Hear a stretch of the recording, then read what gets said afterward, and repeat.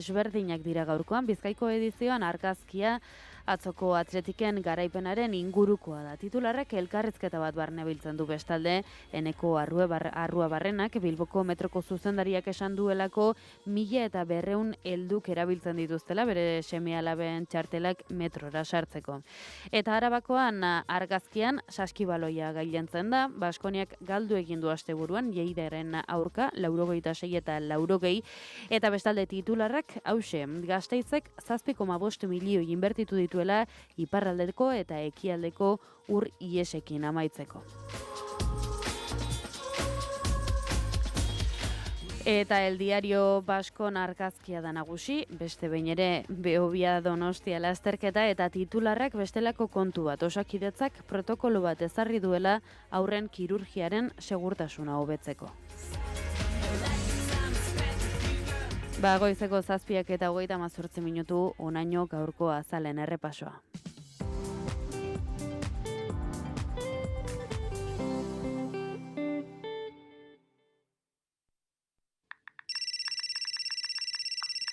Parte hartu naiz irratian. Bidali zure hautsmezuak 644-632-944 zenbakira. Piztu irratia. Naiz irratia.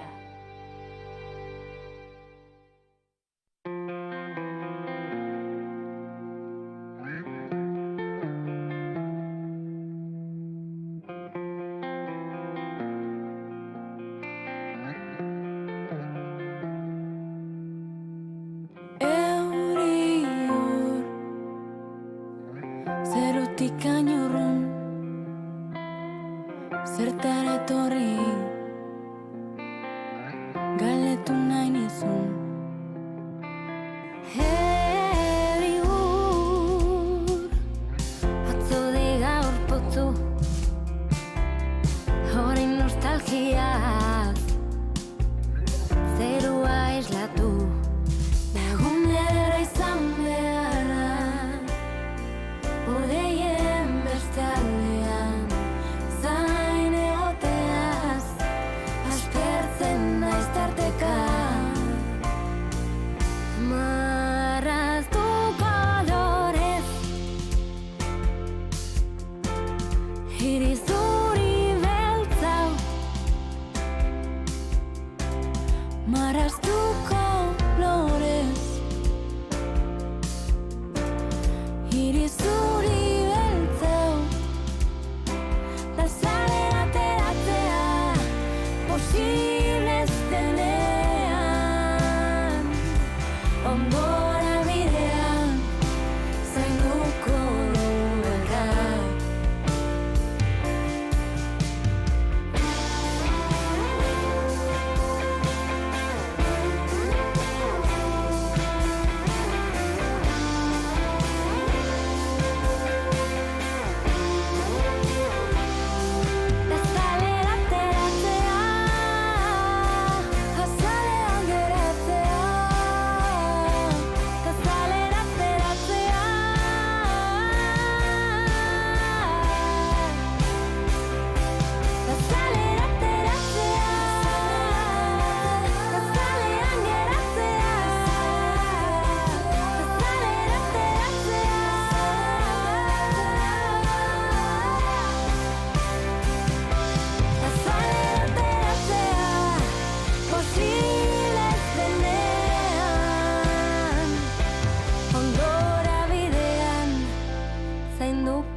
Dugu elkar.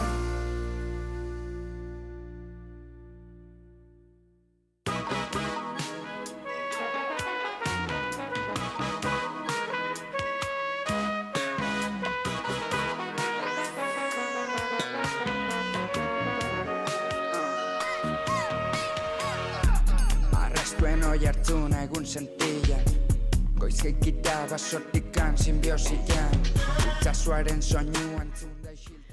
Goizeko 7 eta 42 minutu jo berritan bagoaz aurrera astelenarekin eta astelena apur bat gozatzeko, gaur nire lankide bikainak ditut zain, esango nuke Donostiako estudioetan daudela Egoi Belategi eta Lander Martinez, egunon. Egunon, bai, fitxaketa berriarekin dago, zaloa. Bai, hori aipatzekoa nintzen, egunon, Lander. Egunon. Bueno, egoik esan du, lankide berria dugula, emetik aurrera Lander Martinez ere gurekin izango da. Lander, bueno, ongi etorri, urte askotarako, eta galdetuko dizut, zer modu zara mazu, lehenengo eguna? Ondo, aztuan eukan ja aingoiz esnatzearen hori, baina hemen gaude gogoekin ja lan egiteko. Zu goiz esnatu zara? Zurutan esnatu zara, Lander? Goizeko 7:00 sartu naiz ni. Ados, eta gutxura bera gaur zurutan jarri duzu despertadorea. 6:00 gertu bizi naiz, orduan zorionekoa naiz kasu hortan, gertu bizi naiz, así que bueno. Ongi etorri naiz erratiat ikusiko duzu lehenago ere jar daitekeela iratzar gailua. Bai. Lauretan adibidez. Bai, edo laute erdi. Baina, bueno, hau dena honetik esaten dizugu ikusiko duzu goizean goiz gauza asko egin daitezkela, oso produktibo izan gaitezkela. Bai, egia da. Horrela ziur hobeto aprobetxatuko dugula eguna, bai, ez? Goiz esnatuta eta goiz jarrita martxan. Bai, gai baldin bazeak gero eguna luzatzeko, baina edozen kasutan, Lander, hoi helduko da. Zula Hori da, baina begira, gaia atera duzuela, egoi, nik beti izaten dudalako zalantza berdina. Zuk gero hain goize esnatzen zarenean, bai. Eguna nola eramaten duzu? Hau da, gu esnatzen gara oso goiz, irtetzen gara ere ohikoa baino goizago lanetik, eta gero, egunean zehar, goizetik sartzen zara lotara ere bai? Ni saiatzen naiz igandetan aldenean jada goiz guten lotara, alik eta lo gehien egiteko, zezu zaloa jakiko duzu baita ere, zaila dela ostiralera iristea, egunero 8 ordulo eginda. 6 ordu egiten baditugulo, gaitz erdi. Saiatzen naiz, astean egunen batean, normalean ostiralean gutxienez siesta egiten, baina bituz, kontatuko zu zerratu zidaidan pasaden asteburuan, ebili ginen hemen Lander zuk entzungo zenun, San Juan Baleontzia, uretaratu dutela, hori dena, bueno, kontua da, normalean goi ostiraletan etxera juten naiz, lo pixat egiten dut, batez ere plana baldin badak iluntzean, eta gero beste zeo zer. Baina astoretan jundintzan, ostiralean jundintzan familiarekin, San Juan Baleontziaren asuntua ikustera, eta hortikan zuzenean joan nintzen Zegamara. Uniko lagunekin, elkartu garela baserri baten, aizkorrera juteko atzat hori dena, ostiralean, imaginatu, kartetan jolasteko aukera bagenuen, bazegoen edatekoa, bazegoen jatekoa, baina nik gaueko 10:00 erabakin nun, 10:00 terdi, baina erabakin nun ohera joatea.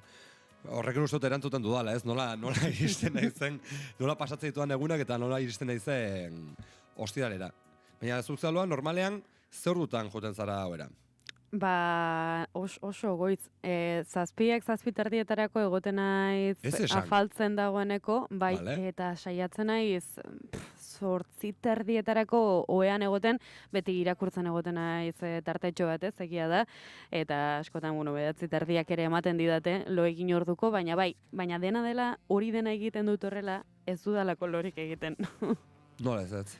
Ez dut lorik egiten. Ez dakiten egoten naizelako lar atento edo iratzargailuak jotzeko, gero gertatzen zaizkit, pasaden ostiralean gertatu zitzaidan bezalako gauzak. Bai, eta heltzen da puntu bat, hain nagoela nekatuta eta hain roskatik pasatuta, pues esan duela, iratzargailua me la pela. Egingo dut lo. Zaloa, dagoeneko bagaudela aurrentzako ordu tegiak, etxiko digute saioan. Bai, parkatu. Egia da. Bueno, aurrak orain ez daude entzute. Aurreko ez zuketan ni baino gehiago dakiten. Egia da, parkatu. Hori, bueno, orokorrean ez dudala lorik egiten. Nik ere gaur ez dut parte zut. Baina benetan, ez ordu bat ere lo egin kriston katarrak, benetan, kakain da. Horregatik esan diogu Landerri etortzeko, Lander ja hartu jazu lekukoa mesez, kontatuzuk zeu zer. Gaur gairik ere ez dut ekarri. Bakarrik kontatzen zeinen triste izan den nire gaua.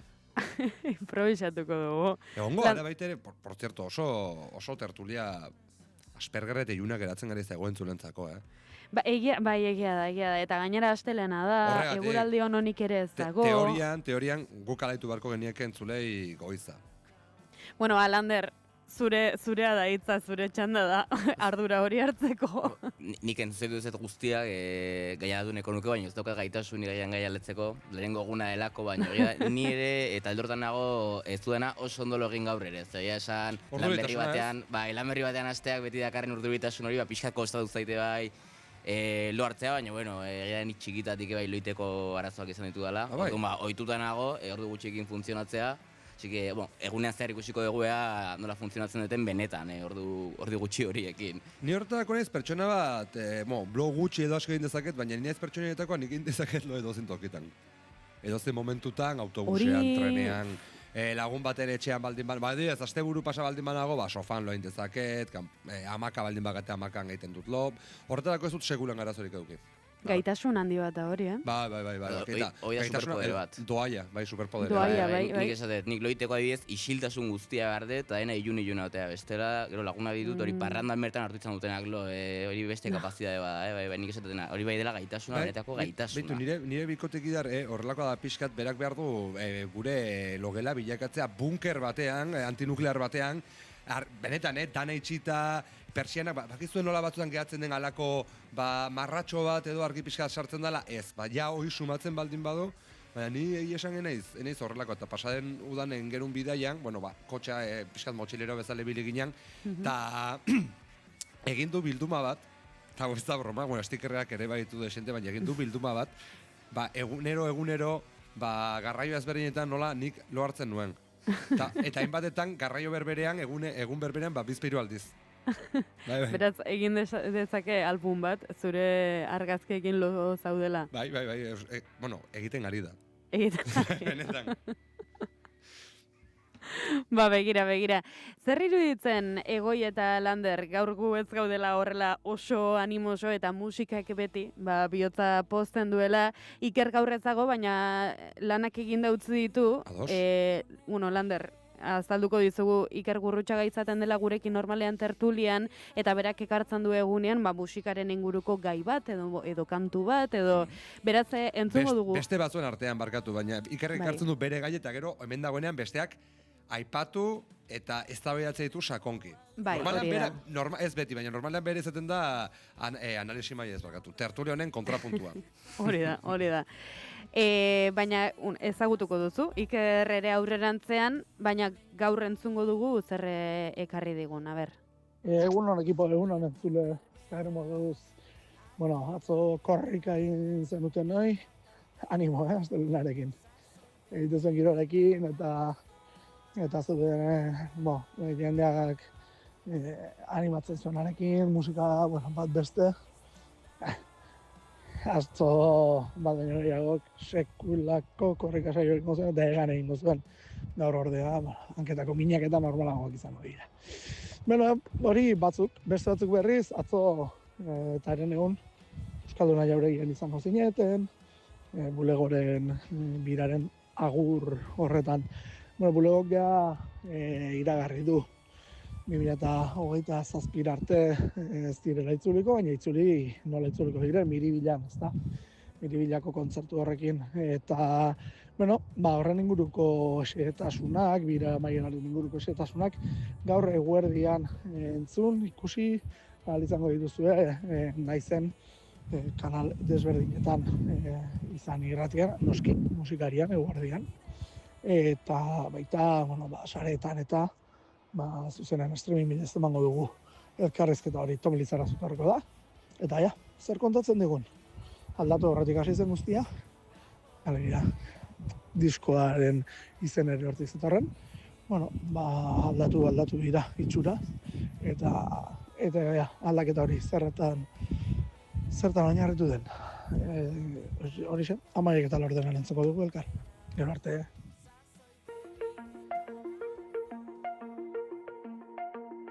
Sekula entzunez genuen kantu bat, izan dazkenean zutaz, oroitzera eman nauena. Ahaztutzat nintuen gauerdiko mezuak, zazpikaletan galduta. Bulegoren kantua, agur kontzertua egin berri du asteburuan, eta agur kontzertua baina beste kontzertu bat ere egingo dugu Meribilan, beste super kontzertu bat egingo dugu Meribilan. Hau da, askotan, Lander, mentertulian ordu honetan izan dugun gaietako bat, eta beste behin ere beste euskal talde batek berdina egin du. Gero arte kontzertu bat iragarri. Bai, baina... Eta gainera egun berdinan, hau da, Nirik benetan, gero eta gehiago harritzen hau kontu guzti honek. Agur kontzertu berean, edo agur kontzertua izan beharko lukien momentu berean, egiten duzu publiko beste kontzertu bat egingo duzula, gero arte bat izango dena. Bai. Ez dauka zentzurik, ez? Nik kasuetan iritzi pertsonala gordeko dut, iruditzen zait zuk esan dakoa, zalba, errepikatzen da asko, eta bai, hala da, tertio honetan aipatu duguna da, jo, nik ulertzen dute, talde hauek zale asko dituztela, eta beti sortzen dela aukera berri bat, ba, beste kontzertu bat emateko eta zaleek gozatzeko.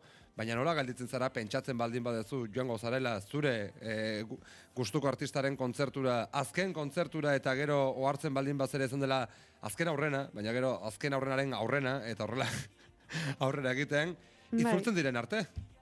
Hori da.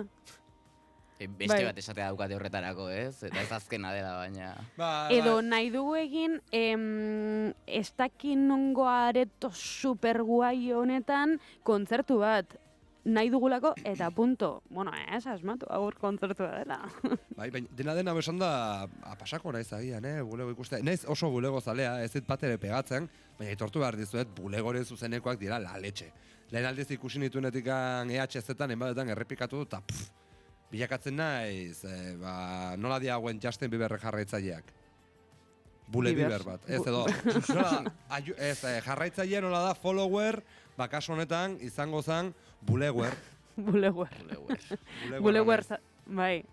Nik egia esango nuke ez dudala inoiz bulego zuzenean ikusi, edo naiz jarriko hater, ez dudala ikusi. Joan eta gero esaten diazu, nik oso pentsatzen nuen, baina benetan, motibantea dira. Bai, Lander, zuk gustoko dituzu? Nire naiz oso bulego zalea esan, nahiago ditut beste talde batzuk, baina ez dago aizki, pitzuneten gutxi horregatik, bai ez esango dut. Zuzene, gehatzen dien kontzerturako ezak lortuko dituzun sarrarak, baina alba duzu ikusi. Esango nuke bi gauz ezberdin diala. Saiatuko naiz. Bueno, eta Ikerrek atera duen beste gaietako bat, Behobia izan zen atzoan. Gure tartean dabilen baten batek ere egin omen zuen lasterketa, ez? Gure tartean dago norbait? Gure tartean, lankidea, edo momentu honetan guen zuten egongo den. Baina, pentsatzen duen goinat sartuko zala orain, alako gonbiatu izar bezala, kaixo! Hori da, hemen nago! Bizirik nago! Ospitalean, baina hemen nago! Ez, eta jakin badakitatzo, gainera familiakin eukizula denbora baita ere, San Juan Baleontzia ikusteko. Urrunetik emain izan zuen baitera aukera. Baitu zegun kompletua, Dena egin zuen beraz. Goizean, korrika, atxaldean, arkeologia. Zenbat kilometro dira Behobia Donostia? 22 terdi, ez esango nuke? Bai, 22 baino pixkat gehiago, baina... Iruditzen zaite pasada bat. Zuek egingo zenukete, Behobia? Nire ez pertsonioetako esaten da urtero, benetan, datorren urtean bai. Eta horre gongo ez, baina ez, momentuz ez. Alere, aurten, kale egin dut, baina nire guzen zait urtero, Behobia ikustera joatea, eta niretzako lekurik onena, gero horregia da, azkeneko metroak egotzen dira Mirakurzeko gainan gora eta bar, esango dugu, kirolaren ikuspegitikan, horre ematen dela, kaso, irudirik, deigarrienak eta lehiarik potentenak, atzo ere ala izan zen, baina hor badago beste puntu kritiko bat, dela errenteritik ateratzeko aldapa, paseantxora heldu baino lehen, ez da aldapa oso luzea, ez da aldapa oso gogorra, baina kondutan hartu dagoeneko, izango dituztela gainean 15 kilometro, olako zehozer ustez zazpi bat falta zizkiela.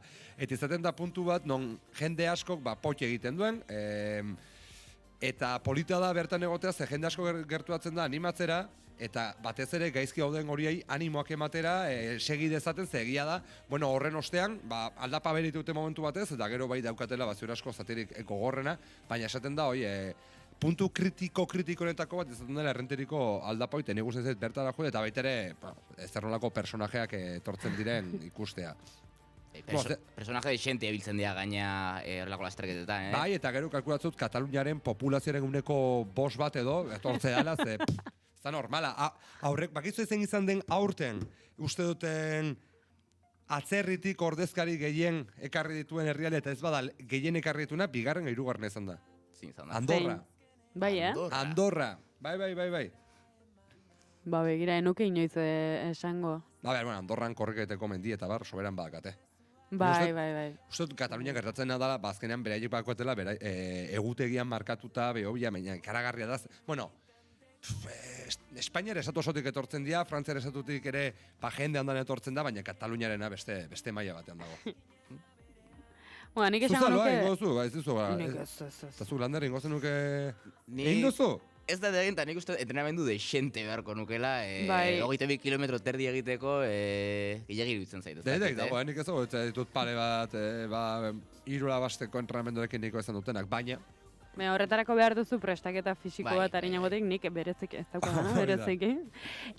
Eta beti esaten dut, behobia, bai izeneza kriston potoloa, baina ginezazu lehengo zure herriko San Silvestre. Hori da, Ea nola moldatzen zaren hor, eta Hori gero zaten- ja planteatu. Normala moizaten da San Silvestre bat, edo zozela bursiago egin, gero crossen bat, eta cross batean ongi moldatzen baldin batzera, portun ja bai, saltoman, eta probatu maratu jardi batekin. Gero alere, Behobia Donostien gertatzen dena ez da oso normala, bertan, benetan, zalegoak emandako indar hori gako da, jendasok esaten du, ez entzula gehiago, baina, bueno, azean beste giro badago, baina pentsatut beste laserketa batzuetan, jendearen babesa berdina ez izan dere, gogorra bengo dela. Bai, dena dela, nien naiz korrika egitearen oso zalea, baina ez, kirol moduan ez diot, ez zentzurik topatzen, fisiko, gorputzarentzako txarra den kirol bat da, beraz nahiago dut, ez da kirolarekiko retxazo bat dudanik, ez, baina iruditzen zait askoz eta ikusteko eta askoz kirol gehiago daudela, agian niri gehiago motibatzen hautenak edo korrika egitea baino. Nik ikusten dudanean jendea kaletik korrika eurizaparra datzen esaten du, geratu etxean edo egin beste zerbait. Esango nuke psikologikotik asko duela, baina zaloa non ikusiko ez daitu guztuk, arraun egiten edo zerrak azubero artean. Akaso, zesta punta, zure inguruan? Arrauna agian gehiago. Ez dut uste horrelakoetan ikusiko nauzuenik. Agian itxasoan, bai, itxasoko zerbait. Bere garaian egiten nuen surfa. Bai? Bai. Eta badauka taula, eta bai, baditut, ibili nintzen nahiko urte surfeatzen, baina ez bertan bera geratu zen, eskaladan ere... Bertan bera geratu zen, horretek gartu zen balu bezala. Bai, eskalatzen ere ibili izan naiz urte askoz, momentu honetan gimnasiora joaten naiz, eta nahiko. Baina goizeko 8 dira, eta hemen utzi behar dugu, beraz bihar arte. Aio. Aio.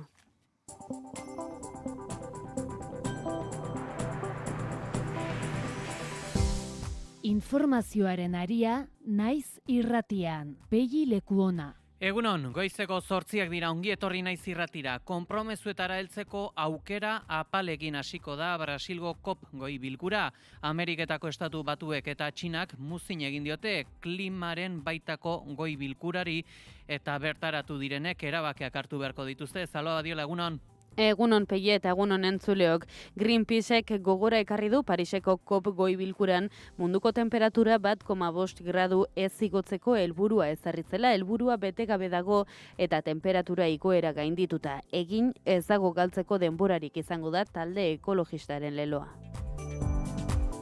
Artxibatu egin dute saldutako 14 urteko neskaren auzia. Adingabeak kontatu du ez zela ezkontzarik egon eta borondate zegoela Katalunian. Larun batean Guardia Zibilak jakinarazi zuen Nafarroan guraso batzuek atxilotu zituela 5.000 euro, 5 whisky botila eta bazkari baten truke 14 urteko alaba saldu izanagatik. Operazioan neskarekin ezkondu behar zuen Kataluniako 20 urteko mutil bat ere atxilotu zuten. 14 urteko adingabeak baina ukatu egin du bortxaz ezkontzera behartu zutenik. Eta munduko arresien aurkako egunean Palestinako eta mundu osoko arresiek birrintza eskatu dute. Mobilizazioak burutu dituzte Iruñean, Irun eta Hendai arteko Santiago Zubian, Gasteizen, Bilbon, BDZ eta mugimenduak deituta.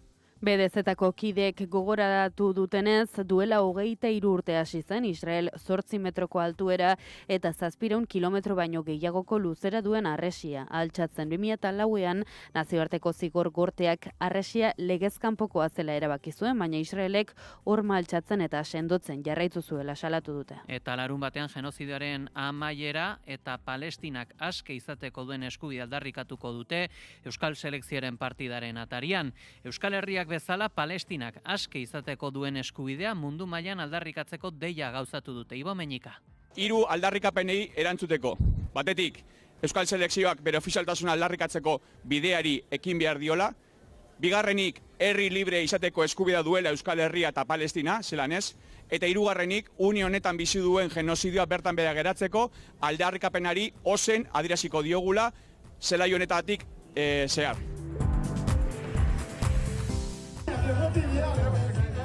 Eta gauzatu da, Behobia Donostia lasterketa 60. ekitaldi izan dena, 28.000 dortxal banatuta eta eguraldia lagun, berriro ere festa handia izan da lasterketa.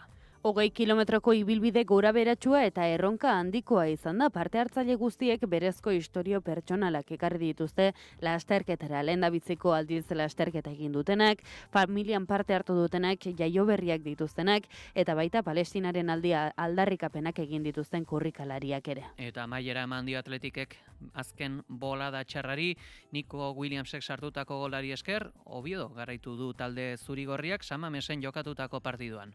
Rekurtietan ez gehuazen oitxu tablako ratxak eukitzera eta, iristen dianean gogorra da, taldiak egunerokoan gogo asko daka, beti irabasteko goian egoteko eta gauzak urtetzen ez dianean, saia da, baina, talde hau, talde honek beti itxen dago kriston lana, gaur berriro saiatu gara eta, 3 puntu hauekin, hobeto goaz paroira bai. Eguraldia eta trafikoa naiz irratian. Errepidetan bada nabarmentzako jazoerarik. Ohiko autopilaketak ditugu Bilbo inguruan Pegi Leioan, Barakaldon eta Galdakaon. Seguraldiaren nondik norako guztiak, Ikerri Berluzeak. Asteari ekiteko eguraldi lasaiarekin jarraituko dugu. Goizpartean erdi eta goi mailako hodei dezente agertuko da, baina hodei hauek ez dute inolako ondoriorik ekarriko eta eguraldi ateri eta lasaia nagusituko da. Gainera eguerdi aldera ostarte batzuk zabalduko dira eta eguraldi atsegina nagusituko da. Arratsaldeko lehen orduan antzeko joera errepikatuko da, baina arratsalak aurrera ginala hodei geruza trinkotu egingo da eta hodei hauek bereziki lurraldearen hego isurialdean ez da baztertzen zaparrada ahulen bat uztea. Hala ere uskeria izango da, gehienean ateri utziko dio eta giro lasaiak jarraipena izango du eguna amaitu bitarte. Haizeak egotik joko du, goizean ahul xamar, arratsaldean bolada bizi batzuk utziko ditu, temperatura minimoak antzeko baloretan jarraituko dute eta goiza hotza izango da, minimoak 0 eta 8 gradu bitartean errendituko dira, maksimoek aldiz gora ingo dute eta oso balore atseginak neurtuko dira, Kantauriar isurialdean 18 eta 20 gradu bitartean errendituko dira maksimoak, eta hego isurialdean aldiz 15 eta 18 gradu bitartean, temperatura freskoenak urte sasoi honetan normala den bezala. Araba eta Nafarroa erdialdean neurtuko dira, altuenak aldiz, kostaldean. Jarraizpurua teknikan azaroak 10 da, astelena. Informazioaren aria. Guazen denok korrika!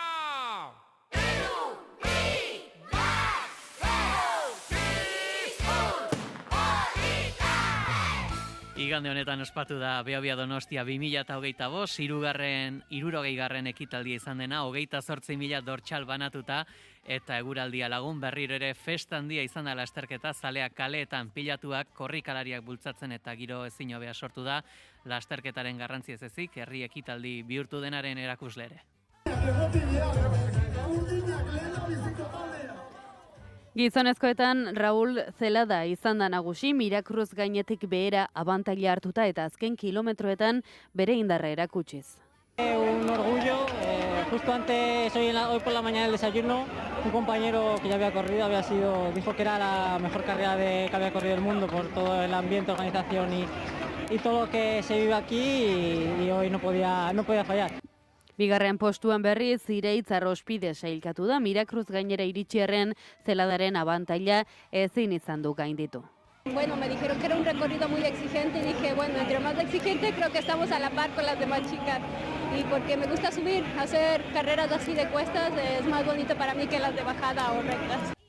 Entzuten ari ginen hau, Katerine Tixalema izan da, emakumeetan nabarmendu dena Ekuadorko korrikalaria bera, lehen aldiz parte hartu arren gailurra gaindituz eta azken zatian indar guztia emanaz. Berehala, bigarrena izan da Nosrim Kimuje, Keniako korrikalaria eta biak alabiak erakutsi dute maila bikaina. 20 kilometroko ibilbide gora beratsua eta erronka handikoa izan da, parte hartzaile guztiek berezko istorio pertsonalak ekarri dituzte lasterketara. Lehendabiziko aldiz lasterketa egin dutenak, familian parte hartu dutenak, jaioberriak dituztenak, eta baita Palestinaren alde aldarrikapenak egin dituzten korrikalariak ere. Horrela, Behobia Donostia 2025 bukatu da, baina jendearen gogoak datorren urteko 71. edizioa itxaropentsu eta bizia egiteko prestatzen dute. Informazioaren aria.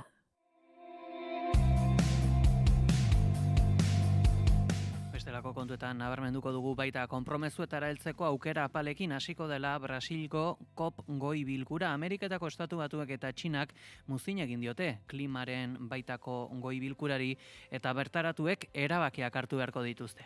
30. COP goi bilkura Parisko akordioaren 10. urteurrenean dator. Belemen burutuko da Brasilgo Amazonian munduaren biriketan. Gune ikusgarri honetatik harago etxipena nagusi itzen da. Donald Trumpek Ameriketako Estatu Batuetako Pariseko akordioetatik atera du eta Txinako gas isurien kantitatea gorantz doa elektrifikazioan inbertsio handiak egin arren.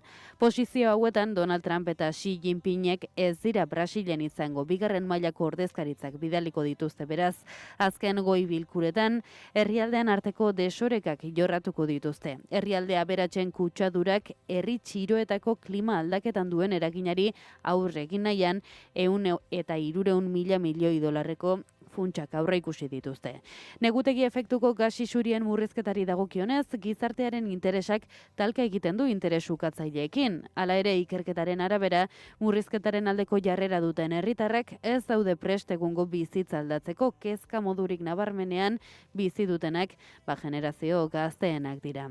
Edukazioaren atzean, interes ekonomikoak dauzkaten lobiak daude nagusiki, klima larrialdia ukatzeaz gain, erabakiak hartzeko beharrean eragiten dute. Ez dute larrialdia ukatzen, baina bai honen aurkako borroka atzeratu. Shell eta BP bezalako erregai enpresek publizitate agentzia eta iritzi sortak ordaintzen dituzte klima aldaketaren neurrien aurkako mezuak zabaltzeko. Estrategia honek zalantzan jartzen ditu energia berriztagarriak, besteak beste egungo teknologiekin ezinezkotzat ikasten dute kutsadura gutxiago duen mundu bat. Trantsizio honek suposatuko lukeen kostuaren aurka egiten dute, greenwashinga estrategia horren parte hain zuzen, kolektibo ekologistek COP goi bilkurak greenwashinga sustatzen duten ekimenak direla salatu dute. Kontra esankortzat jo dute goi bilkura Amazonian burutzea honen deforestazioa aurrera doan bitartean.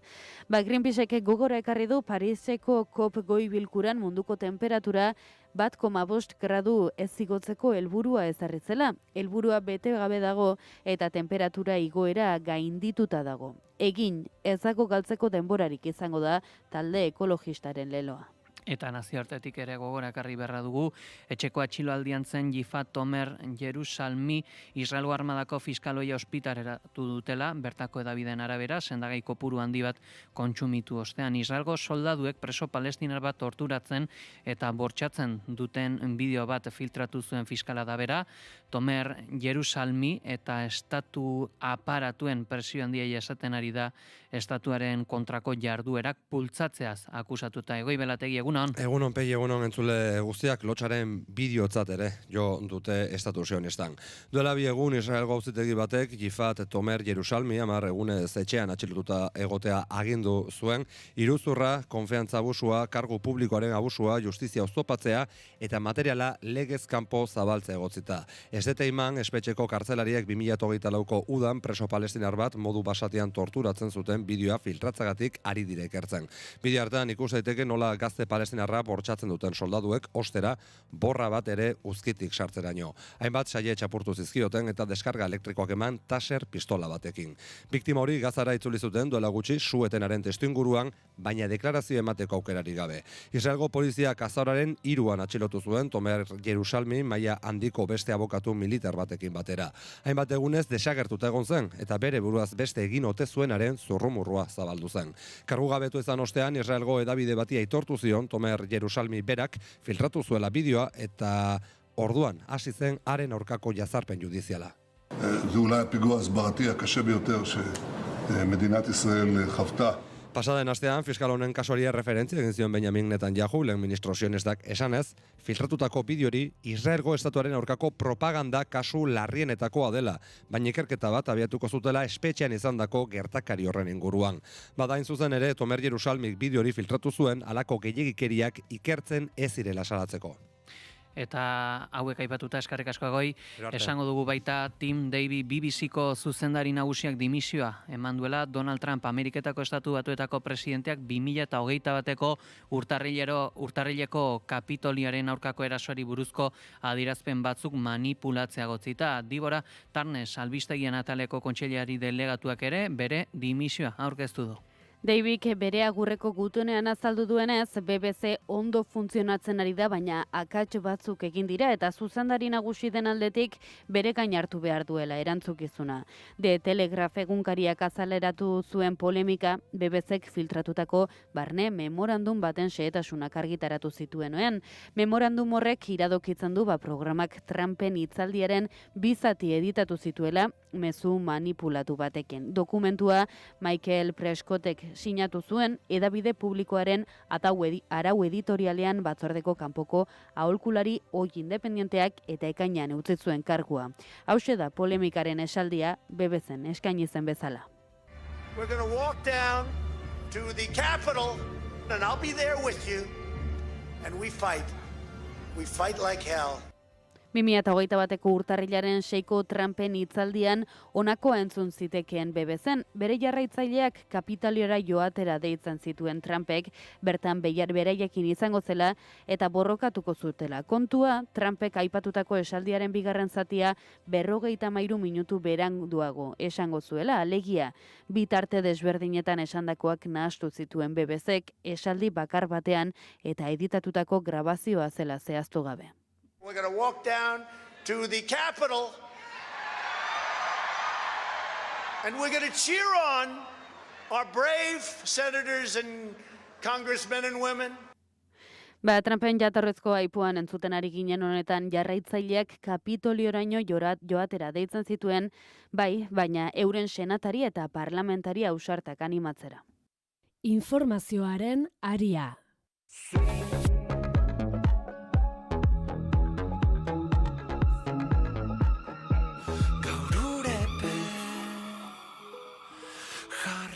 Eta iaia goizeko 8 eta 4 den direla esango dugu baita artxibatu dutela saldutako 14 urteko neskaren auzia. Adingabea kontatu du ez zela ezkontzarik egon eta borondate zegoela Katalunian.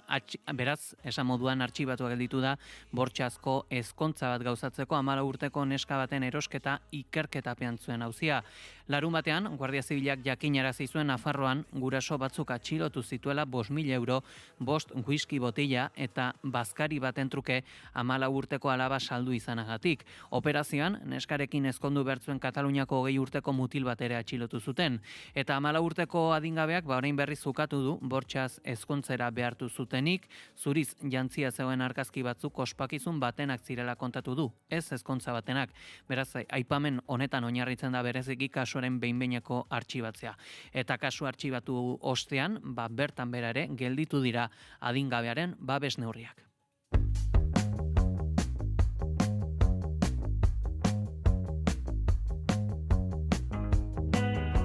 Munduko harresien aurkako egunean, Palestinako eta mundu osoko harresiak birrintzea eskatu dute, mobilizazioak gauzatu dituzte, Iruña, Irun eta Hendai arteko Santiago Zubian, Gasteizen, Bilbon, eta beste hainbat lekutan, bedez eta mugimenduak deituta. Iruñean kartolizko kutxekin harresi bat irudikatu dute, bertan munduan zehar dauden harresi ugaritako argazkiak paratu dituzte. Zipre zatikatzen duena, Marokok mendebaldeko Saharan eraiki duena, Santiago Zubia, Estatu Batuak eta Mexiko banatzen duena, Europako Batasuna babesteko Hungaria eta Serbia artean altxa dena eta noski Israelek kolonizazioan sakontzeko Palestinan ezarritako apartheidaren harresia. Elkarretaratzean Israelen kontrako boikotaren aldeko uiuak bota dituzte Palestinaren askatasunaren aldekoekin batera. Santiago zubian trafikoa moztu dute ordu erdiz. BDZ-etako kidek gogoratu dutenez, duela 23 urte hasi zen Israel 8 metroko altuera eta 700 kilometro baino gehiagoko luzera duen harresia altxatzen. 2004ean nazioarteko zigor gorteak harresia legezkanpokoa zela erabaki zuen, baina Israelek horma altxatzen eta sendotzen jarraitu zuela salatu dute. Euskal Herrian ere bidasoan gisa honetako harresi bat ere badela azpimarratu dute, pertsona migratzaile askoren heriotza eragin duena. Eta baita esango dugu Euskal Selekzioaren partida heltzear dela, larunbat honetan izango da, eta hain zuzen ere, genozidaren amaiera eta Palestinak aske izateko duen eskubide aldarrikatuko dute partidaren atarian. Euskal Herriak bezala, Palestinak aske izateko duen eskubidea mundu mailan aldarrikatzeko deia egin dute. Kirolaren bitartez, printzipiorik oinarrizkoenak aldarrikatu daitezkeela aldarrikatu du Gernika Palestina kolektibuko Ibon Meinikak.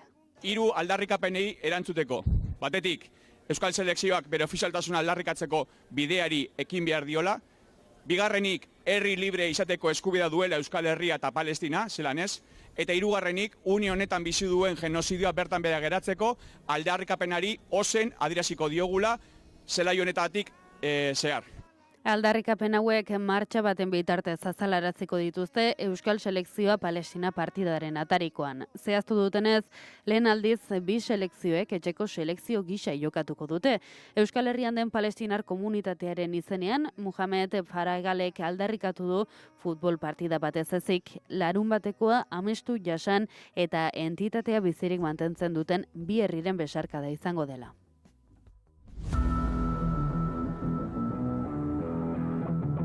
Kirol aria, naiz irratian.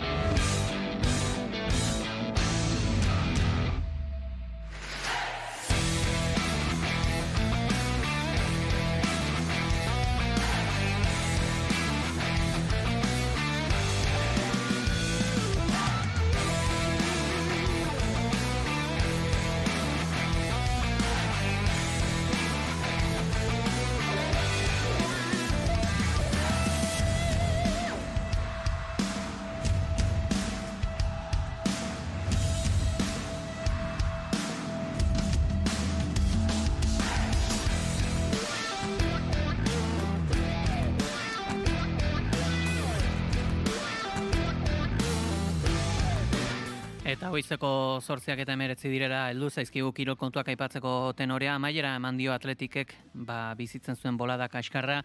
Nico Williamsek sartutako golari esker, Oviedo menderatu du talde zuri-gorriak Samamesen jokatutako liga partida. Lander Martínez, egunon?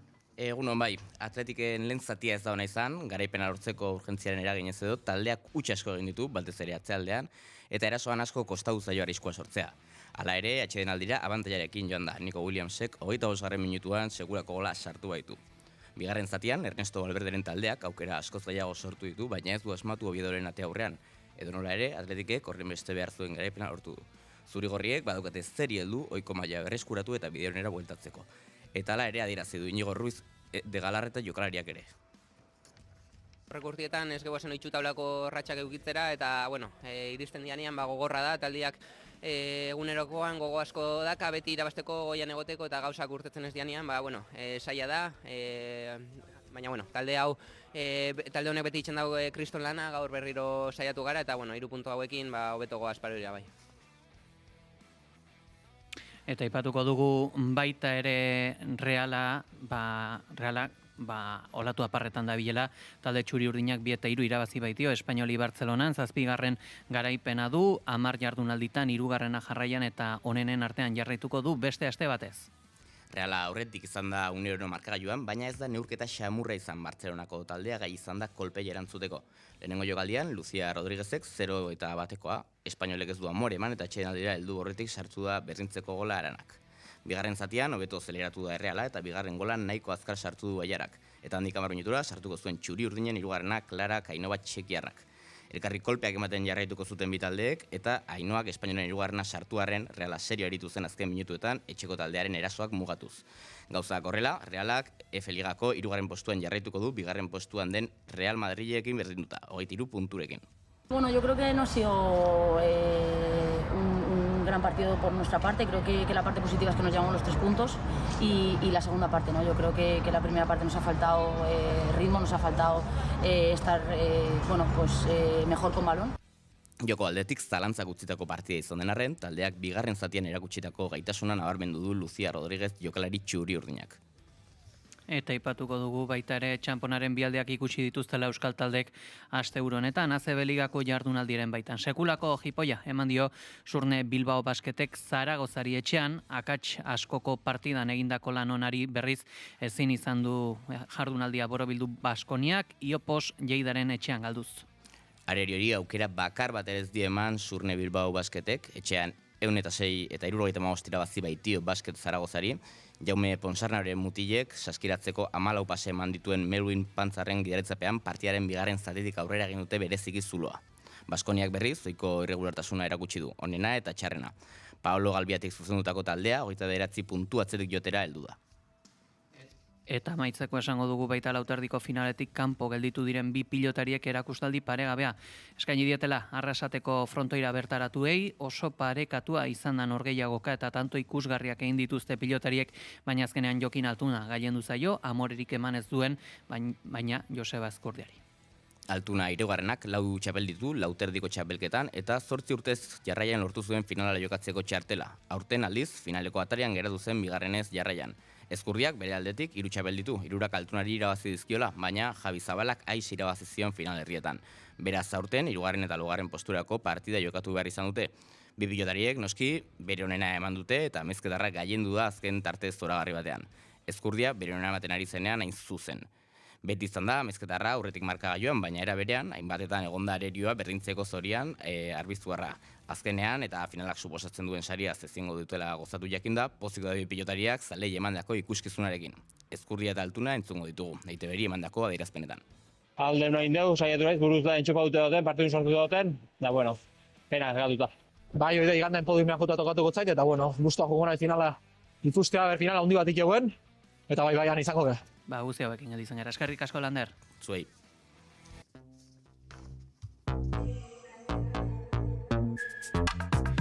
Eta bestelako kontuak ere nabarmentzekoak goiz honetan, Sergio Garzia, soziologo eta irakasleak, nupeko beste irakasle batzuek eta hainbat graduko ikasleko osaturiko talde bat bildu du, xenometer izeneko adimen artifiziala entrenatzeko. Sare sozialetan partekaturiko mezu xenofobak identifikatuko dituzte eta gorrotuaren mapa digital bat sortzeko balioko du Erremintonek.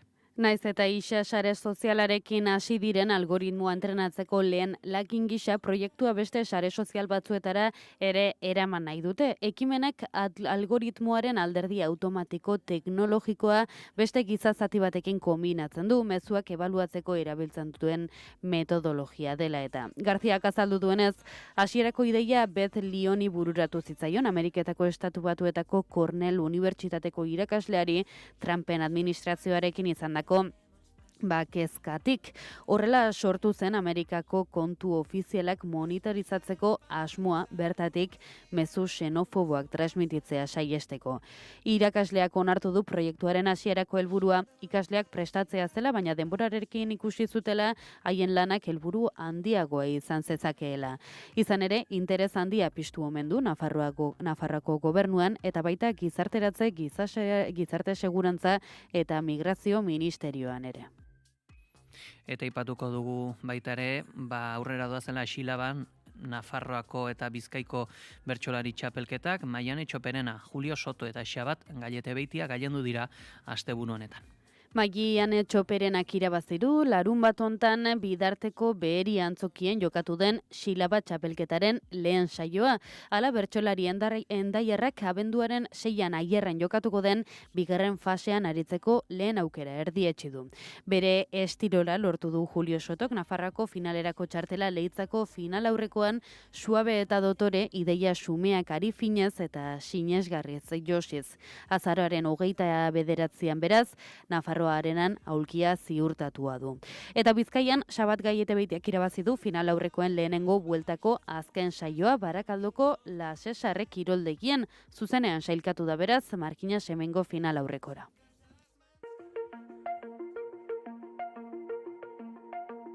Sekula entzunez genuen kantu bat izan dazkene. Euskaldunan eta Baluarten egindako kontzertuen bira bukatuta 2027. Urteko martxoaren 6an eszenatokiera itzuliko dela iragarri du bulego taldeak. Miribillako Bilbao Arena izango da itzulerako kontzertua egingo duen tokia. Taldeak ohar batean jakinarazi duenez, kontzertu bakarra izango da eta taldearen ibilbidean etapa berri baten hasiera markatuko duen hitzordua izango da. Sarrerak azaroaren 13tik aurrera egongo dira salgai bulego komunitateko kideentzako eta hurrengo egunean goizeko 10etan ere gainerako jende guztiarentzako jarriko dira sarrerak salgai. Berbada zu ere oroituko zara egun haietaz, bigarru parean emandako lehen musuaz, elkarrekin sortu genituen oroitzapena, betirako izango dira. Esku batez ukitzen zenidan ilea, obabakoen gora berak irakurriz esan zenidanean. Egun baten dena okertzen bada, zinegi da zu ez garela, ahaztuko izan garenaz. Orain euritantek bustitzen duten nire jertxea, zure zain egoten nintzen eskina berean. Espero dut azkenean aurkituko zenuela, bilatzen zenuena. Behar bada zu ere oroituko zara egun haietaz, bigarru parean emandako lehen musuaz, elkarrekin sortu genituen oroitzapena, betirako izango dira.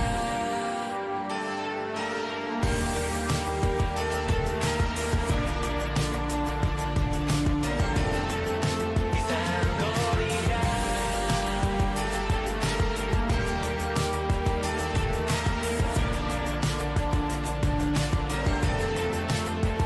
Behar bada zu ere oroituko zara egun haietaz, bigarru parean emandako lehen musuaz, elkarrekin sortu genituen oroitzapena,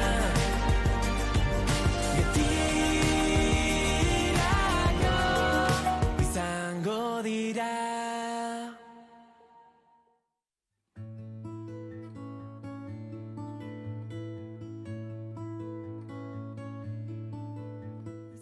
Goizeko 8:30 bidean esango dugu Jan Luis Davantek 90 urte bete dituela eta bizioparoa egin du literaturgintzan edota kantagintzan. Berak idatzitako kantuen kantaldia izan zen pasaden ostiralean, Xiberoko Jauna elkarteak antolatuta, Urrustoiko elizan bertan izan zen hau, eta bai, hain zuzen, honen bueltan, Xiberoko botzan, Xiberoko Jauna kultura elkarteko ordezkariak izan ziren, kantaldi honetaz edota Jan Luis Davanti buruz hitz egiten. Iker etxuraltze genuen Iker? Ba, egin hon. Ordin egun Urrustoiko herritar bezala, batzarri egiten deag, zen eta plantatzen duzie kantaldi bat Jean-Louis Doevanen omenaldiz edo menez, azauen zazpian. Bon, hasteko randiat plantatzen duzie, nur zide eta zentako plantatzen duzie hori. Ebe delibatiak Xiberoko Jauna elkartiekin eta Urrustoiko komiteekin, boti kantaldi baten antolatzia, Urrustoiko elizan. Ideia nuntik partitu da. Ebe alkarrekin mitzatzen gintian sutut alkarteko kidekin hor, eta egintian, Jean-Louisen urte bi, aurten lauten hogeita hamar urte ospatzen behitutu. Ebe zentakez, Jean-Louisen omenez, kantaldi baten sortzia, haike idatzitako kanto ezumaiten juntatzez.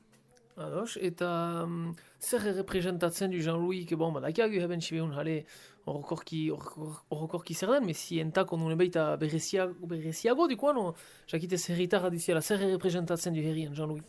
Jale Petiarreko eta Siberoko idazle handienetak duk, Jean-Louis, hainbeste kanto idatzik, dut pastoral edo beste kantoe bai, eta horren omentzia izan goe helbia. Zenta beste idazle zumaitek ukendie, omenaldi hoi. Ez dat hor adibidek, menalki ez dat hor erranen mena eguntian, hoi gimariak Jean-Louis-entako bai. Justukin hor, nula plantatu zide zeren, erranen da ikuken nurek parte hartzenin kantaldian, haitatu tutzi taldik lehenik eta kantoia geho, edo utzitutzi taldiak haitatzen Jean-Louisen kantoiak, edo bazinen zik maite gustuko zuntien Jean-Louisen kantoiak eta erranduzie bako txaize kantatuko zin, nula antolatu da? Juntatu gintian eta esatu ginean kantoe zerrenda baten egitia, ahal bezain hurrunilat juitez. Horren ez baita astuka ikuntatzen esatu ginean ginastia abadia irustoiko bi kantai. Ez tekat parte hartuko dienez bietak batek normalki bai, eta ondotik eginak zerrenda bat eta ikusi ebai Jean-Louisekin, bazinez kantoe gustukoik edo nahigoik kantali horretan emanik zen dena, eta hola biludiagu, geho jentekin harremanetan sartu gituk, ze prefosta akort kantatzeko, eta emeki heltu gituk hola hamabi talen ginastia, hamabost bat kantoen emaiteko. Aipatuko txagut aldik justo notik, justo kantoien aldetik, ez dakiat salhatzen alden ez edo surprisa denez, mena zuin erranduk abadie rustoi pastoaleko kanto bat nune behita jiren zer, edo kantai bat pu bai, zer badea emanetzak bizpahiu bardin balin batuk ejemplu Jean-Louisen kantoien artin. Tituliak hor ziatzagutzen, haixenak zenentuk hor Abdelkader pastoaleko bi kanto emanen die, zumaitek, emazten kantoia izanen duk, baita eta musulman eta kristi bikote batek emanen dik, eta geho bakat sohitako pastoaletik ebai izan dela, hor bi talde izanen duk, eta ondotik batuk zumait bakarka ikotienak, zumait biazka, eta beste naz bai talde zumait. Eta izentatzen ahaltuka kantai eta talde hoi garez? Izenako rostutiat, normal. Zumait pu, goe behazaner nahien pisteko? Normalki Pierre-Paul Bersaiz ginenduk, Jo ebai hordukek, Oliarrak taldia, batuk geho Abdelkader pastoaleko zumait hor, Aian edavan eta Alain Kiampe ebai, Abdelkader pastoaleko ebai emazten kantoia, emazte zumait, eta geho bestik izanak aminat hatzetiatzat. Guskoiak ondotik afitxan. Eta bai, hoidik behar. Surprisa mini bat. Ez dakiat zerraiten ahaldugun, Jean-Louisek aipatudik haikin bildu zindela, nula hartu du hoi kantaldi horren ideia? Enu nik joan Jean-Louisen ikustea, Jubazian, eta ne ustez gogo hunez hartzenik, beti herrin zerbaiten egitia plazi egitenik, eta hor irustoin zerbaiten antolatzia, holako zerbait segur untxartu dila. Ondotik, ez dakiat, Jean-Louisen jakintza horren partekatziantako, ez dakiat, baduzeia ideiaik lan bat jamaiteko ondotik, edo ez dakiat idazteko, batekat hik idatzi hile mandezak. Ez maite, raidemet mena idatzi duk haleke hik bai libruska txipi bat hartzaz, badea beste idazteko hola ideiaik herrian. Mementu nez, deja hoien kantai, hoien biltzia deja ez du gaizki, hoi zenta hainbeste kantoe hontuik eta ez duk usuk kantoe hoik geho amiata hansten tuk edo hansten edo entzutez hola, ziek zomaitik hansten tutzie beharre, bena bestenaz ez baduk pastoaleko libria hartzen ez duko harte txikitzen. Hoiz amiate bai publikoa bai oartaztia Jean-Louis hainbeste kantoe idatzi zutila eta kanto ederak, eta hoik berbada eba izentako ez harra partiazti, libruska batetan biltzez edo ageiko. Hik, zer duk Jean-Louisen kanto emaiten? Zinez, ne ustez musulman takisti hoiat kanto emaite gerina. Bai. Untsa, ez dakiat zerraiten ahaldugun, hortaztia justo data, hitzordia, tenoia, eta ondotik nune beitateke gaialdi bate bai? Kantaldi azauan zazpian dukek, hostialiaikin, irristoiko elizan, eta ordin bedatzitan tianko hasiko duk, ordin alokatzen deizegu lehenago heltzia, elizoa ez baita hain handi, eta ordin geolekiak bertan dukeke salgei. Eta justu azken hitz bat Sibeko Jauna elkartiak behitu antolatzen. Pastolan elkartik, gandezagun gaialdia, pastolan dinamika, rentu berri zaizi, ez dik hain aspaldi, mena badukezie beste bat behantxago eta maskadak bai zertan zidala hortak. Hau lehenik Irusteko komiteak ebe antolatzen dik, haidi geho edangia, haik edik edangia txikiko. Eta beste naz ebe estediaiak beti pastoal hoi hor, 2026an, miat urrinskadik, mena baduk lehenago badukeke maskada, bai.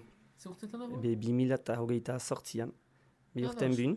Hua fite horra duk ordin? Fiteska bai, hori nola. Eta ordin dinamika partituk deoan edo pisteko da hor zaharrak beharko duziar plantatu? Ebe zumeit wala, zartu egutuk eta badu gazte dena hale eta hortan dik dinamika sortu beharko, alkarrekin. Eskerrik antxiker. Bai, eskerrik antxiker.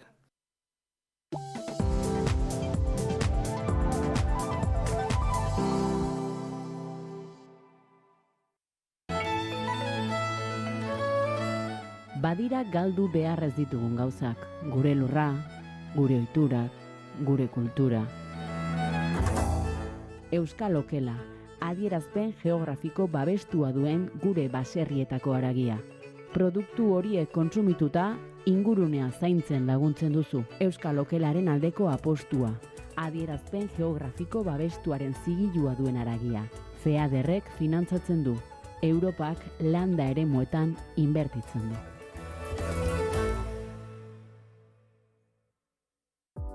Urriaren 23tik azaroaren 13ra, batu Euskarari Puzka kanpainara. Lagundu Nafarroa erdi eta hegoaldean Euskararen alde ari diren eragileak. AEK, sortzen, ikastolak eta agerraldia ezinbestekoak dira horretarako. Eta zure ekarpena ezinbestekoa da haiek lanean jarrai dezaten. Errigora.eusen sartu. Eskatu Nafarroako lurrak emandako produktu bikainez osatutako saskiak eta eman 25% euskalgintzari.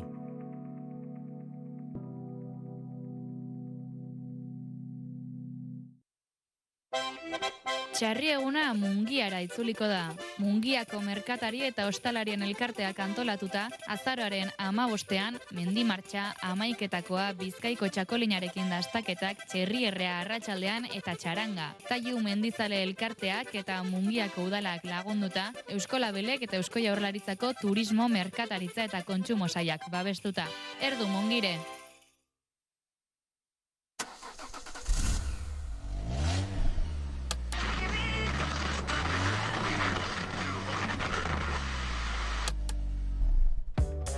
Irratia kotxean argi eta ozen entzun nahi duzu, 2 urratsetan egin dezakezu. Lotu mugikorra Bluetooth bidez autora. Joan, irratia.naiz.eu helbidera eta klikatu zuzenean entzun botoian. Egunon, goizeko 8 dira, ongi etorri Naiz Irratira. Lekornuren dimisioak estatu krisia... Naiz Irratia, 2 urratsetan, edonon eta kalitate ezin hobean.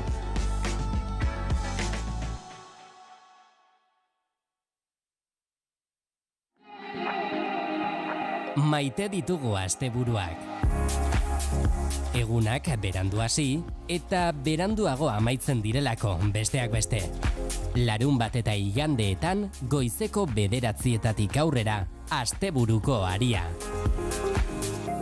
Naiz Irratia.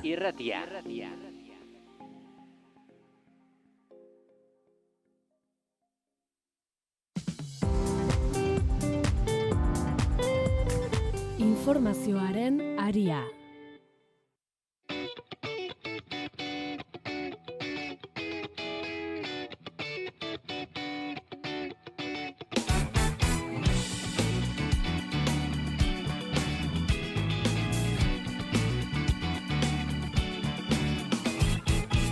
Hondartzan oinutik, lurrean bilatzen, atzera begira, arrastorik ez. Nire oinatzak ez doaz, nirekin, eta zerrenturik dirudite.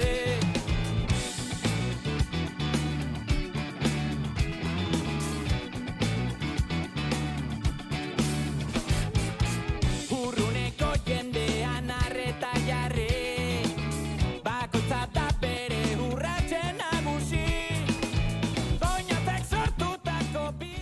Goizeko 9:20 gutxi heldu zaizkigu, eta honek esan nahi du, heldu dela ere, analisi maileren tenorea eta astea Patxi Zabaleta eta Begoña Arrastirekin hasiko dugu. Egunon?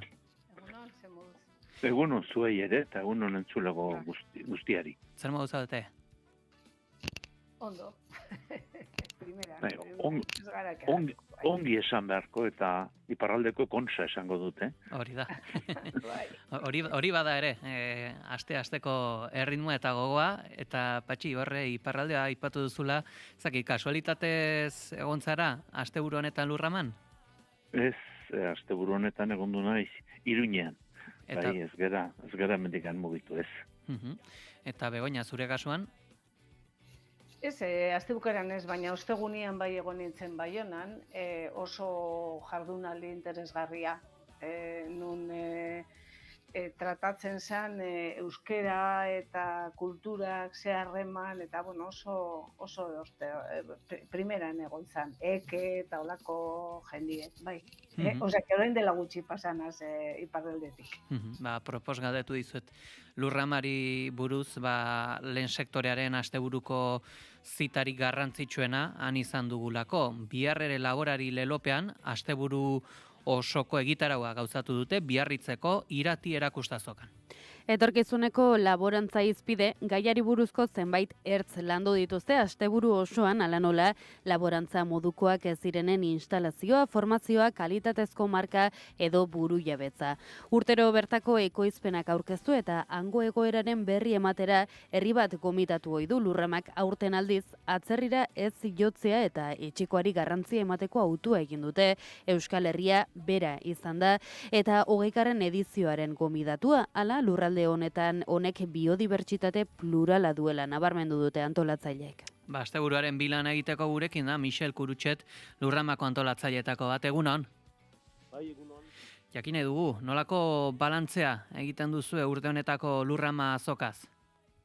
Biziki konten gira, zenta asteburian zea gainiz jende pasatu da, ostiraretik igandera, apairu guztiak bete dira, eta jendeak erakusten dugu beti egiten dira laborantza.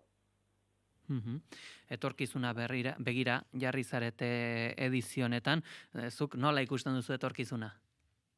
Bai, etorkizuna behar da segitu atxigitolako sare batzu, eta gero eta gutio laborari badira gure eskualdean, eta laborari gazter enbeia emaiteko behar da erakutsi ez girela bakarrik, eta denen artean zerbait zen aldugula. Horretarako baita ere Biarramunari begira hitz egin zen instalakuntza berrietaz, zer ondorioztatu zen baita ere landa eremutik kanpokoak diren pertsonen instalakuntzaz? Bai, importante da landare kanpotik diten diener leku bat itiare, eta ikusten ditugu eskualerian gero eta gutio gaztera jutela laborantzan plantatu, eta nahi bari maditagu biziarazti gure txaldeak, importante da beste lekia irekitzeare. Baita ere besteak beste aipatu zen duten instalakuntzek badutela lotura Euskal Herriko elikaduraren buru jabetzarekin. Zeintzuk dira aipagai honetako gakoak? Importante instalakuntzak gesten alditugu, eta eskolerian baditugu AOP azkar batzu, bai iparaldean, bai egoaldean, eta laguntzen aldu gazteati emaitia, ikusten bari madu AOP bat azkarra badela bere sailean. Hain zuzen, ezazki, sormarken bueltan ere ekartzen da produktuek balio gehiago izatea, baina ezakite, izaten da balantza bat, akaso produktuei AOP-aren baitako produktuek izan dezaketen, horre prezio igoera batek akaso atzeko ateare zabaltzen diola kalitate kaskarragoa edo merkeagoak diren produktuei, eta hor lehia bate izaten da? Bai, hori da, baina AOP batekilan badakigu produktuak beti bautela kai de charge bat, eta kalitatea bautela, eta kalitatea behar da pagatu, maleruzki. Behar da pagatu. Hor, hain zuzen ere, somarkek ere propioki, bosgarrenaren bila ere, bazabiltzate Ipar Euskal Herrian, nola doaz lan horiek?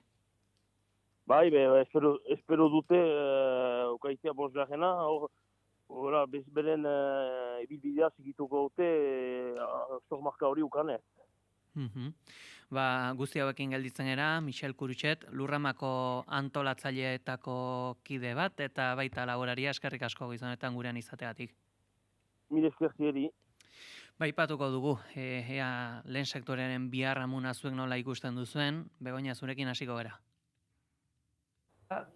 Baitu, komplikazio handiakin, hori zalantza barik ez, oso mundua asko zabalago den heinean eta produkzioa eta interesak, nik uste komplikatzen duela ez, baina beste aldetik ikusten dut mugimendu interesgarriak ere, orain entzun dugun bezala ez, nik uste, badala horre, vanguardia bat ez dakit zelan, definidu, baina bada interes batzuk egon badaudela, ez? Hori ateratzeko, eta nik uste hori pozgarria dela. Luzea izango zen, ez? Honetaz, eta ni naiz aditua, baina, gustukoa dituta sokak eta gustukoa dute hori zelan doan, ez? Orokorrean lehenengo sektorea, da ikusten du jende gaztea, hortik bizi dela. Da orduan, claro, gure konsumo hori aurre egiteko argi dau ez dela posible, baina kontsumitzailean partean, ni nagoen partean ere, nik uste dut hor reflexio bat planteatu beharko genukela, ez? Alde batetik kantidadek, ez? Segurazki ez dugu behar. Baina hori da berdin lehenengo sektore haragiko, ez? Hori alde batetik konsumo kontrolo beharko genuke, eta bestetik begiratu ondoko koizlei eta nik bintzat hor saiatzen naiz gauza guztietan ez, baina ni olako kontsumoa posible den neurrian egiten dut. Patxi? Nik uste dut etorkizun bat badagoala, eta etorkizun hori gainera lotu egiten da, zalantzarik gabe, herri nortasunarekin dadak, arlo ekologikoa, ez da? Gero eta pixkanaka bada ere, gero eta garrantzitsuagoa egiten ari da, eta badaude beste ekimenak ere, esate baterako hemen herriberan, herrigora izena duen ekimena eta olakoak, eta iparraldean horrek gainera ukitu bereziak izaten ditu, esneki, haragi eta horrelako gora bera askorekin. Eta badira ere, beste atal edo sektore batzuk, esate baterako ahatekiak eta horrela, iparraldetik hegoaldera ezberdinak direnezkero, badutenak ere halako salerosketako hobi edo nitxo bat, ezta? Eta horrek guztiak ematen du harremanetarako aukera, eta azpi-azpian harremanak dira askotan herri bat izateko eta herri bat egiteko gauzarik garrantzitsuena naiz eta baita ere zailena gertatzen den askotan. Oso polita iduritu zait asteburu honetan egin dutena, nik ez dut ikusi, baina iduritzen zait garrantzitsua, eta baita ere ematen dio horrek bidea Eguberri inguruetan izaten diren beste ekimen asko eta ezberdinei, ezta. Eta Eguberriak akaso ere badira, halako produktu bereziagoak ere plazaratzeko aukera, baina horre galdetzen genuen sormarkei buruz, sormarka batek produktuari balioa ematen dio, baina horre ere bada merkatuan lehia ikaragarria da, eta zer esanik ez dakit akaso ezagutzen duzuen Mercosurreko akordioekin ere, laborariak ez dabiltza pozikan. zakit, Bai, hori merkatu librearen arazo- garaian nola babestuko genuke laborari edo baserritar bat? Sormarken arazoa oso sakona da eta oso gogorra da gainera. Europan ezarriak daude eta gainera oso nolabait esateko tinkoak edo indartsuak dira, neurri batzuk ekoizpena, produkzioak bete behar dituenak eta beste herrialde batzuetan berriz ez dago horrelako baldintzarik orduan. Salerosketa nazioartean egiten direnean, horrek sortzen du konpetentziarako baldintzapen handi bat eta hori guztia zalantzarik gabe aintzat hartu beharrekoa da. Bai, egia da, nekazari asko Mercosurren hartu diren erabakien aurrean kezka handia eta kontrakotasun handia ere adierazten ari direla, baina egia da baita ere hori den aintzat hartu behar dela. Ez dela bigarren mailako gauza bat, zeren eta ekoizpeneko baldintzak produkzioko bete behar diren arau guztiak aintzat hartu beharrekoak dira nazioartean eta Mercosur bezalako akordioetan egin beharko lirateke bi gauzak. Alde batetik, salerosketa edo komertzioa arautu, baina aldi berean baita ere ekoizpeneko baldintzen ezarpena indartu eta hori ezarri, zeren eta Marruekostik esate baterako etortzen dira orain baratzeko ekoizpen asko eta produkzio asko. Horiek nola egiten diren hori arautu beharra dago, hori bermatu beharko lukete saltzaileek toki guztietan. Hori bermatu ezkero, izan beharko lituzkete baita ere, salmentatarako almen edo baimen beharrezko guztiak. Baina bi gauzak dira aintzat hartu beharrekoak. Eta orain, gatazka moduan azaltzen baldin badira ere, nolabait lotura baten bitartez elkarrekin elkartu beharreko moduan ere ikusi beharra dago. Arazoa ez da txikia, arazoa da oso larria eta oso handia eta gauza asko dira kontuan izan beharrekoak. Lehenago aipatu dugu ekoizpen ekologikoa, baina horretaz gainera aipatu behar da bertako produktoen onespena aintzat hartzea, aipatu behar da baita ere, komertzioak behar dituen arauak. Eta hori dena gaudenean hipermerkatuen sare honetan sartuta, konsumoaren ehunetatik zati handi bat hipermerkatuen bitartez egiten da, hori dena zaila gertatzen da, baina egin beharrekoa gertatzen da. Bagoina?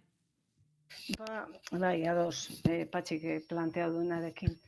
Eta gehituko nuke, alde batetik, Marruekos adibidea jarri du, bai, ekoizpena, baina kontrolak ere, ez Marruekos, eta ze baldintzetan egiten duten, eta gure osasunerako ze baldintzetan ere.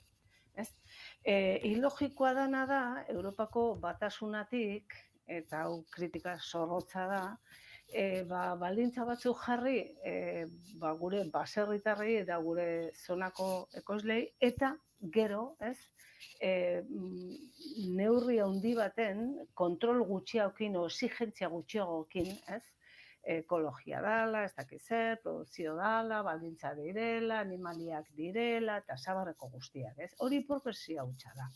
Hori azken baten bada dependentzia bat, dependentzia eta oso kontrolagarria, eta hori ere arriskutsua da guretzako, ez? Kontrolatzen da nondik, zer, nortzu produzitzen duten, eta gure kontsumoa beraz posible liteke baldintzatu egotea, eta arriskuan ere, zergaitik ez, gure eta osasunerako, eta inkluso konsumo propiorako. Hori, nik uste dut oso eztabaida konpleja dela, baina globalizazioa edo neoliberalismoa azken baten zabaldudan horren beste, ez? Eragina itxula eta ondorioak guretzako, gure bizitzan normalerako, ez? Baina, bukatzeko, nik ez du logiko ikusten, Gernikako baserritar bati exigidu ez dakit zenba gauza, ez? Eta gero Txinati datorrena, o Marruekosetik datorrena. Eta gainera, inkluso Marruekosekin,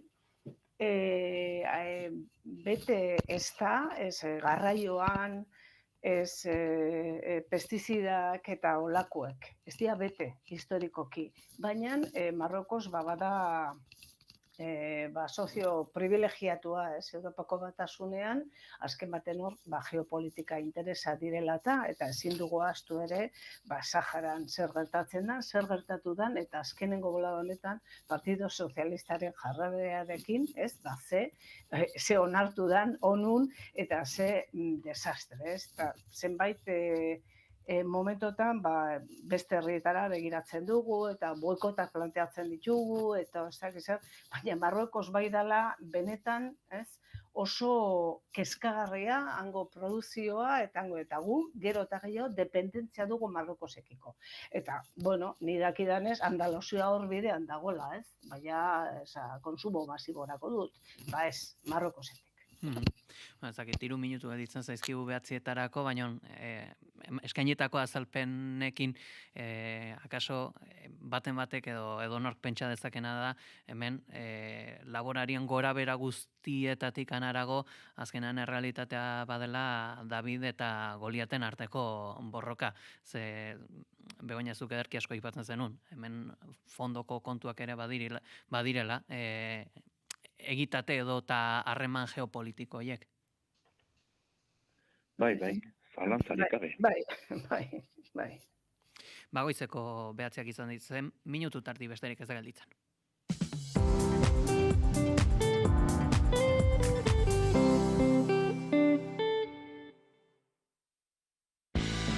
Lider Nando nauzue, eta asteartero, arratsaldeko 7etan, saio berri bat izango dut Naiz Irratian.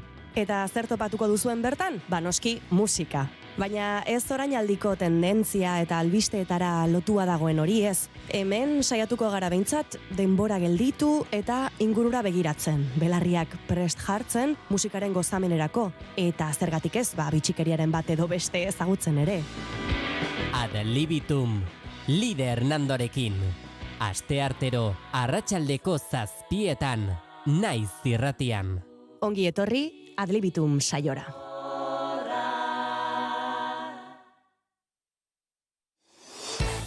Jarraitu Naiz Irratia sare sozialetan. Hartu zure mugikorra, tableta edo ordenagailua eta bilagaitzazu orain Twitter, Facebook zein podcast plataformetan. Musika saioak, pilulak, magazinak eta askoz ere gehiago topatuko dituzu gure podcasten artean. Eman atsegite Facebookeko horriari eta jarraitu Twitterren. Naiz Irratia sare sozialetan.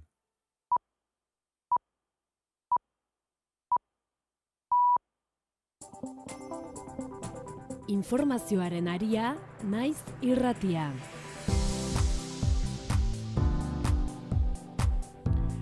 Goizeko 9:00 dira ertzaintzak, erronka berria jarri die bere agintari politikoei, kasu honetan bere jarduera hilgarrienetako baten inguruan. 1985ean Donostian pilotakada baten ondorioz Rosa Zarra hiltzea eragin zuena. Joan den martxoan gertatu bezala, Lakuako gobernua poliziaren indarkeriaren biktima gisa aitortzeko erabakia hartu zuenean, ertzaintzako sindikatuek eta orduko sailburu Juan Maria Tutxaren ingurukoek gertakarien errealitatea zalantzan jarraitzen dute. Oraingo honetan berriz, esan sindikatu izan da. Salva Badio, lagunon.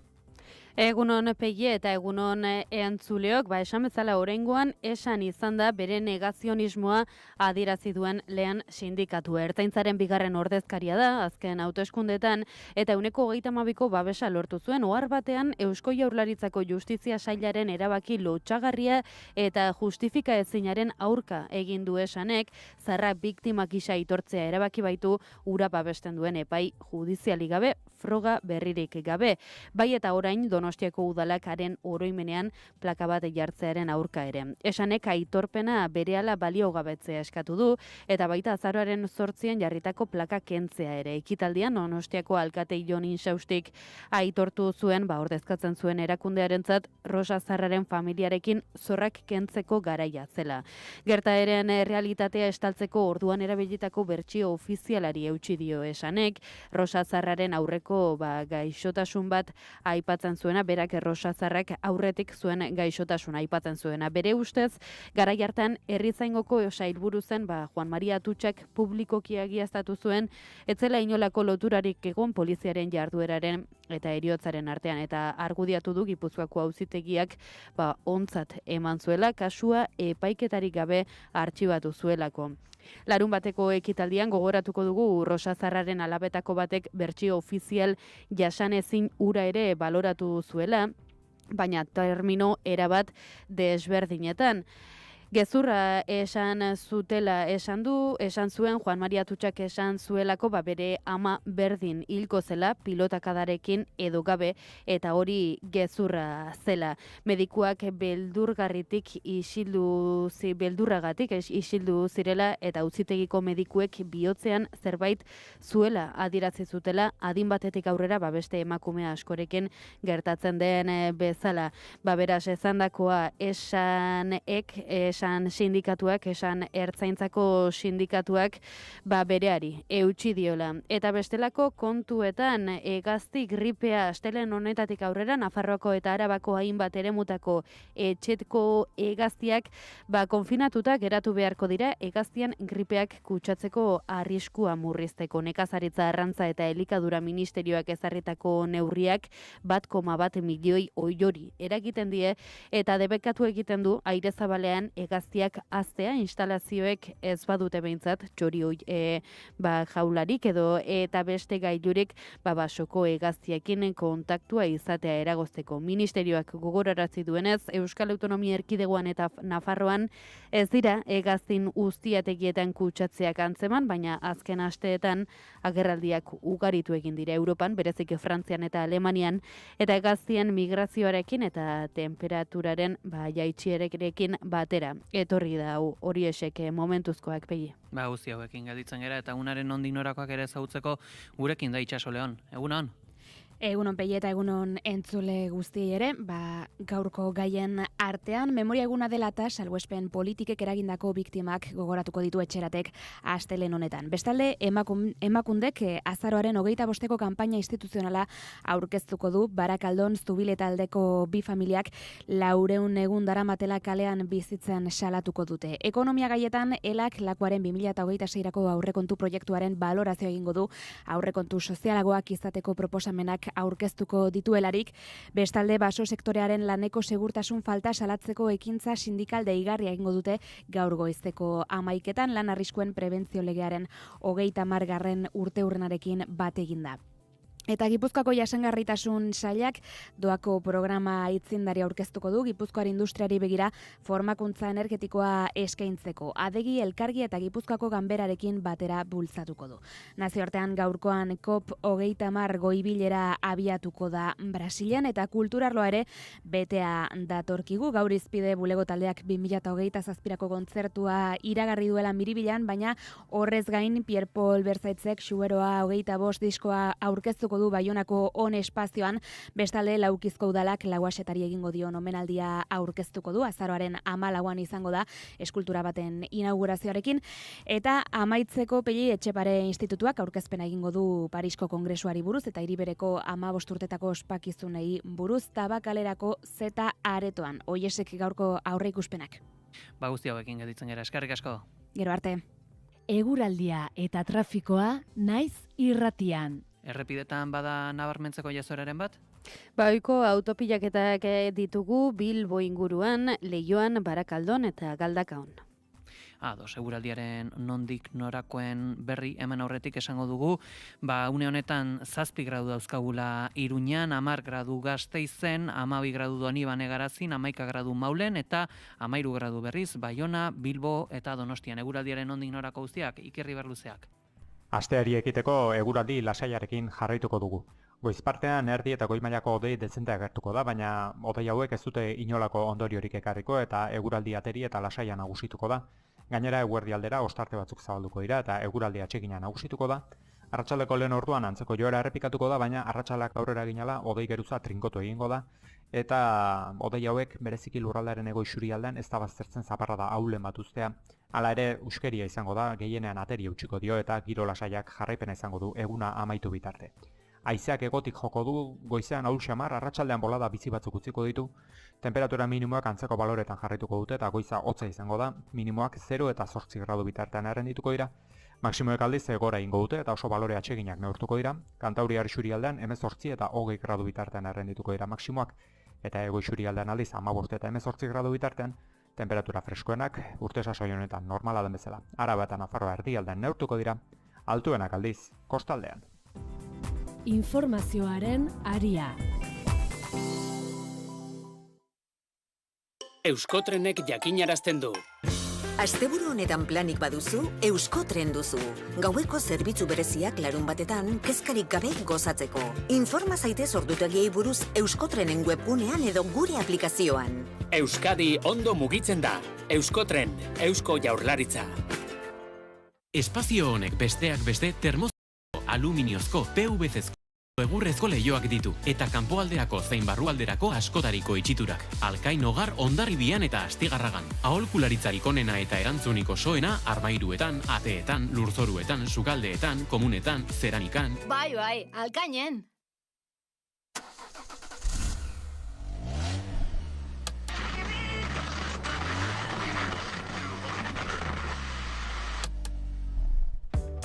Irratia kotxean argi eta ozen entzun nahi duzu, 2 urratsetan egin dezakezu. Lotu mugikorra Bluetooth bidez autora.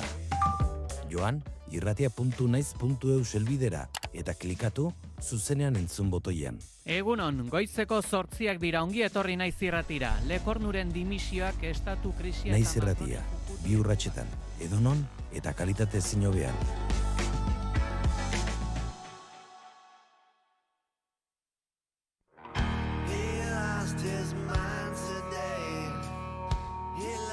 Kaixo, Iskandar Fernandez naiz eta gaur egungo gitarren soinuak ezagutzera gonbidatu nahi zaituztet. Orain entzuten, larun batero arratsaldeko 5etan Naiz Irratian, eta ondoren nahieran, webgunean eta podcast plataformetan. Eta saio honetan, gaur egungo musikan zentratuko bagara ere, noizbehinka, jarraian entzungo dugun klasikoak ere entzungo dituzu.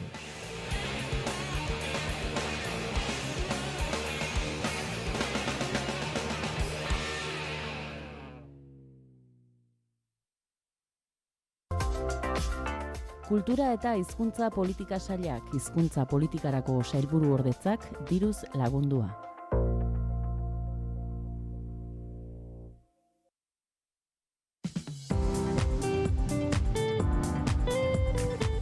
Informazioaren aria. Goizeko 9 eta 9 dira eta esango dugu Euskara badelare, Euskal Herritarren kezketako bat, larrialdi linguistikoa iragarri zuen Iñaki Jurrebaso, UEMako ikerlari teknikariak, eta zentzu honetan administrazioek badute zer esana. Kezka, ardura eta behar honen lehen lerroa udalak izaten dira nagusiki, testu inguru hau aletuko dugu, Onintza Oleaga, EH Bilduko udalgintza arduradunarekin, egunon? Egunon. Aipatuko ditugu udalak herritarren lehen lerro administratibo gisa, Euskarak bizi duen auzian EH Bildu gobernaturiko udalek zer hausnartzen dute eta zeintzuk dira egun kezka nagusienak? Uste dut kezka nagusia gizarteak daukan kezka orokorra dela, ez? Euskara badago eta Jurrebasoren tesian hori defendatzen da. Inoizko baliabide gehien ditugu euskararen alde egiteko, inoizko administrazio gehienetan implementazio handiena izan liteke, baina benetan euskararen erabileran eta ezagutzan ere atzeraldi bat ematen ari da. Eta hori bada gure kezka nagusienetarikoa. Euskara badelako herri hau ezaugarritzen duena, herri hon identitatea ematen diona eta are gehiago. Herri hau bizi berritzen duen gure jatorrizko hizkuntza bera ere.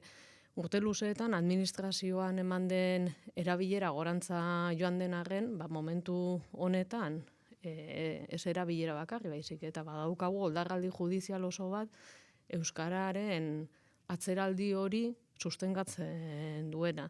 Eta guk hori arduraz bizi dugu, ardura handiz, gure herriaren identitatearen zati handi bat galtzen ari delako horretan. Beraz, horretan ari gara lanean, uste dugu horrek ezinbestean eskatzen duela euskararen erabilera eta euskararen etorkizuna, edo etorkizun oparoago bat bermatuko dion lege aldaketa bat, badabiltza legebiltzarrean lege tramitazio horretan, eta espero dezagun, prozesu horretatik, prozesu legegile horretatik, euskara bera sustengatu eta bermatuko duen marko normatibo bat irten dadila. Benetan hori da gure esperantza gainera, gehiengo zabal batekin uste dugu egin daitekela hori eta horretarako lan egingo dugu. Hain zuzen, oldarraldiaren bueltan, askotan epaileek lehenesten dituzte lan eskubideak hizkuntza eskakizunen aurretik, ez dakit jakin nahi dugu ere, zu ere abokatua zara, jakin nahi dugu, ea nola gertatzen den eta zer gertatzen den Euskal Autonomia Erkidegoko hizkuntza araubidearekin. Gaur egun esan dezakegu hizkuntza araubide hori orain dela 40 urte egin zena badela, eta beraz orain dela 40 urte zegoen marko normatiboari erantzuten dion araubide bat badela, ez? Ezinbestean gaur egungo gizarteak, gaur egungo administrazio egiturek eta gaur egungo marko normatiboek bestelako egitura bat eskatzen dute, eta bestelako egitura hori etorri behar da bai, estatus politikoaren eztabaidan berme gehiago izatetik, edo etorri behar da inkluso EAen legebiltzarrean bestelako babes bat izatetik euskara berak. Ez hori bakarrik. Nik uste dut, eta hau zintzoki horrela dela uste dut, langileen eskubideak eta hizkuntza eskubideak ez daude inola kontrajarriak. Batak bestea elikatzen du, eta batak bestea aberastu egiten du. Eta uste dut hori dela zabaldu beharreko ikuspuntua. Hau da, inoiz ez dio kalterik egingo hizkuntza bat ezagutu eta hizkuntza bat erabiltzeari. Guztiz kontrakoa. Bai norbere lana, bai norbere bizitza, eta bai norbera bera ere aberastu egingo du, ez? Hori guztioi gertatzen zaigu hizkuntza bat ikasten dugunean.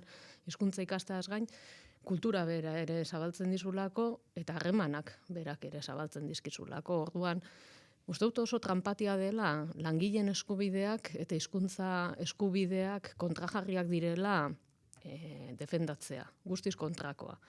Hizkuntza eskubideak egiten duena da langilea bera aberastu eta aukerak eman, eta administrazioak egin behar duena da hori horrela dela bermatu.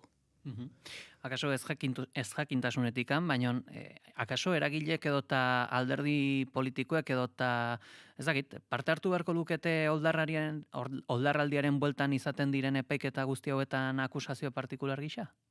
Hori zaila da esatea, akusazio partikularra bera oso mugatua dagoelako. Akusazio partikularra da kalte bat jasan duen, hori, baina gero jurisprudentziak ondo xehetzen du akusazio partikularrak zer izan behar duen, eta eztabaida juridikoetan jauzi gabe, uste dut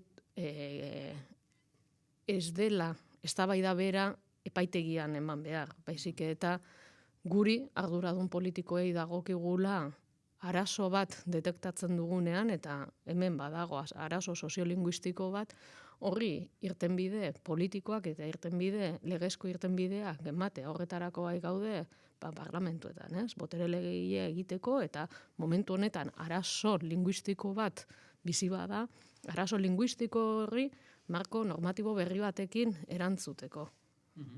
Horre baita ere, azken asteetako albistea izan da besteak beste Gipuzkoako Foru Aldundiak airean utzi dituela hizkuntza eskakizunak eskainitako lanpostu berrietan. EH Bildu nola ikusten du hau?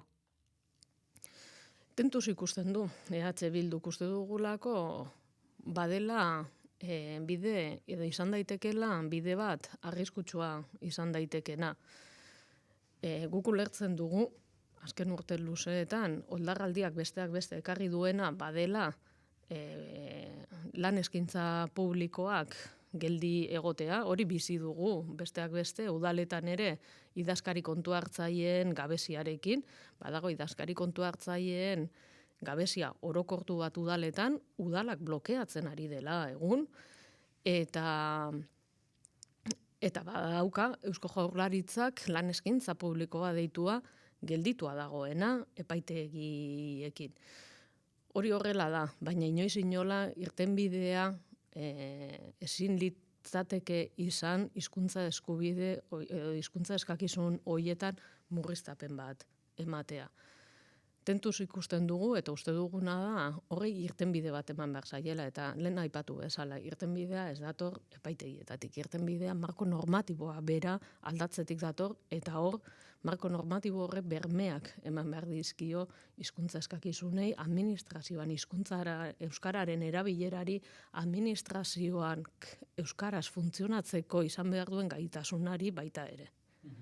Akaso marko normatibo horren beharra bere alakoa da, bereziki kasu honetan Gipuzkoako Foru Aldundiaren lan eskaintza hauetan, agian arazoak etor daitezke epe luzera pertsona bat lanean hasi, eta gero hizkuntza eskakizuna eskatuta gero, arazoak berriro, orain artean izan diren parekoak agian?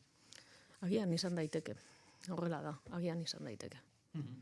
Bestalde, une honetan ere baita udaletako langileen hitzarmena negoziazio betean daude, besteak beste, euskaraz hitz egin behar dute udal eta sindikatuek, bestelako alorretaz aparte, baina sindikatuek kexa adirazi dute azken bilera bertan bera gelditu delako, ez dakit zer gertatzen da udalen bueltan?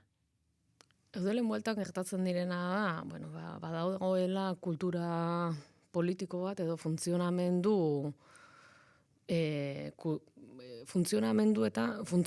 gabezia handi bat. Udalitzeko negoziazio maila zabaltzeko ahalegin handia egin genuen eta guztiok egin genuen ahalegin hori. Urte luzez udalitz 2007-2008 negoziatu zenetik bertan bera egonda. Sindikatuak eta udelen artean ez da egon inolako harremanik. Eta egia da, gu eudelen parte izatera sartu ginen 2017an parte hartzera eta 2019an jada bertan aktiboki egon ginen eta beti saiatu izan gara harreman hori eraikitzen. Horren ondorio izan da udalitzeko negoziazio maila eratu ahal izatea. Gertatzen dena da kontu bat eta da argita garbi gainera sindikatuek horrela adierazi zuten ostiraleko bileraren ondoren. Sindikatuek lan egin dute, beraien plataformak aurkeztu dituzte, beraien proposamenak aurkeztu dituzte, baina eudelen aldetik ez dago proposamen bateratu bat. EH Bilduk sindikatuen plataforma horiekiko proposamena eta posizionamendua landu du. Ez hori bakarrik, EH Bilduk berak ere udalitzi bere helburu propioa jarri dizkio. Helburu propio horiek izan daitezke, zerbitzu sendoak, nik uste dut 3 premisatan laburbiltzen direla batetik, zerbitzu publiko sendoak bermatzeko tresna izan behar da udalitz, bestetik bigarrenik udalitzek euskararen erabilera bermatu egin behar du udaletan edo tokiko entitateetan, eta azkenik udalitzek udalen egonkortasun rekursuetan, baliabideetan egonkortasuna eta egonkortasun ekonomikoa bermatu egin behar du. Guk hori kontuan hartuta, gure proposamen propioak ere egin ditugu udalitzen. Gertatzen dena da, badagoela alderdi bat, Eusko Alderdi Jeltzaleak ez duela, ez da plataformekin posizionamendua azaldu, ez eta erabaki ere ez. Orduan, negoziazio mahai bat horrela aurrera eramatea oso zaila da. Horren ondorioz, ostiralean bertan bera gelditu zen bilera bat, eta pena handia da, ostiralerako lan asko egin zelako, eta besteak beste ostiralean erabakitzen edo negoziatzeko mahaira euskararen gaia eraman zelako. Hor, argi eta garbi, EH Bilduk badauka proposamen bat, legebiltzarrean aurkeztu dugun lege aldaketarekin bat egiten duena, PSek badauka beste proposamen bat, eta EAJak ez dauka inolako proposamenik. Orduan, hori izan da egoera maila bertan bera gelditu zen. Guk dei egiten diegu zintzoki, ahalik eta epe laburrenean posizionamendu bat erabaki dezaten gai guztiekiko eta orduan saiatuko gara adostasun bat eramatera sindikatuen aurrera. Gure artean adostasunik ez badago, guk argi daukaguna da, guk gure posizioa eramango dugula eta hori dela sindikatuekin eztabaidatuko duguna. Baina uste dugu bai dela gai oso garrantzitsu bat, batez ere, udal txikienei eragiten diena, eta beraz, helburua udalitz berri bat izatea izan behar dela. Eta horretarako arduraz jokatu behar dugula guztiok. Eta intzuzen, lortzeko behintzat horre sindikatuen aurrera, hau bakarrez joan beharko da, ezagit horretarako aurre ikusten da bilerarik, edo elkarlanikan, edo airean dea. Ez dugu zertan, eudelek hau bakarrez hitz egin.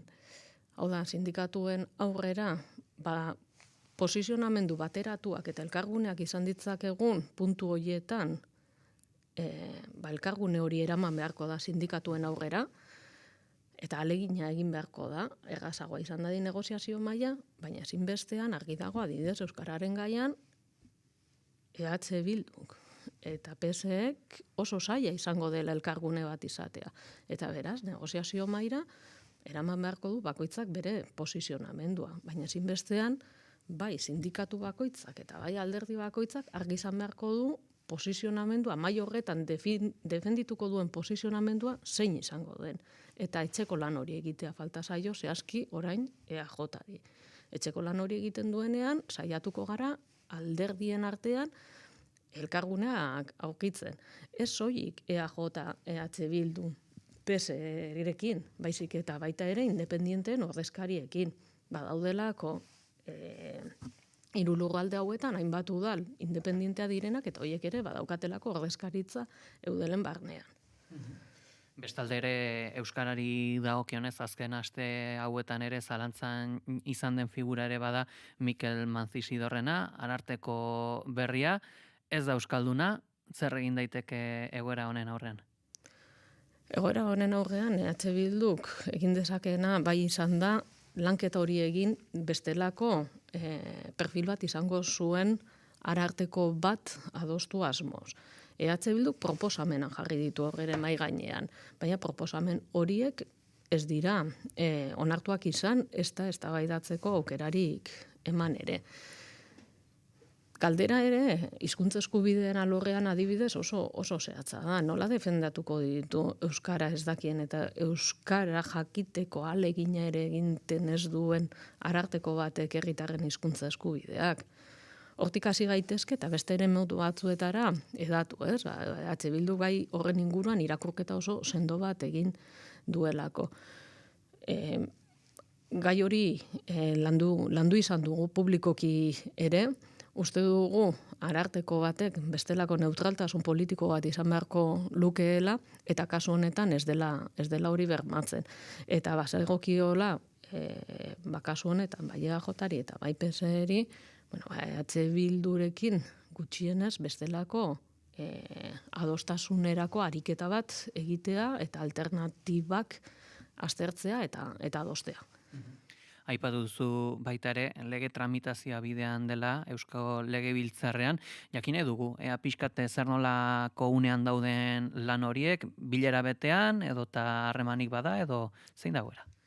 Egoera da, momentu honetan bi lege ari direla edo bi lege aldaketa tramitatzen ari direla, bi lege prozesu desberdinetan, eta horretarako legebiltzarrean ponentzia bat eratu dela.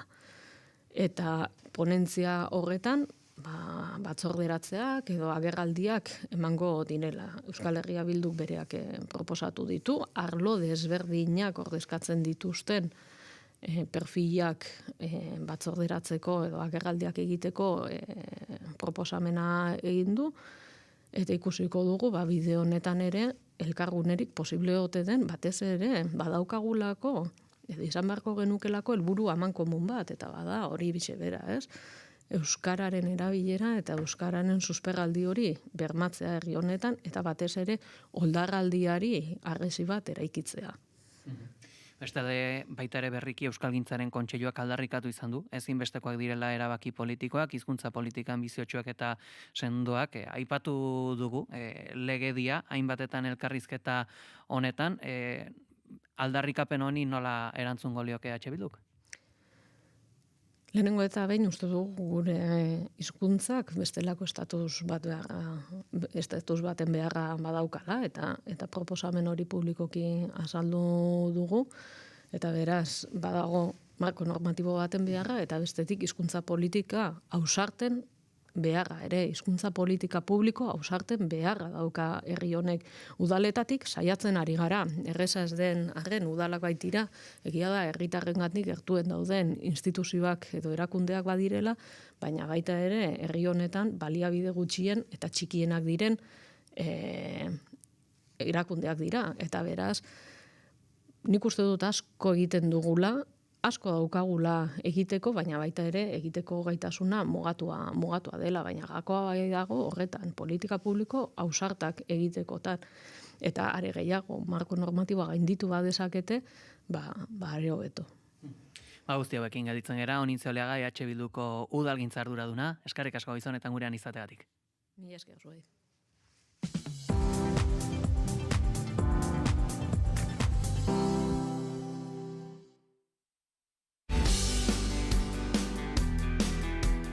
Zazpi dira bekatu kapitalak. Zazpi Euskal Lurraldeak. Zazpi bigarren kafearen aurkezleak.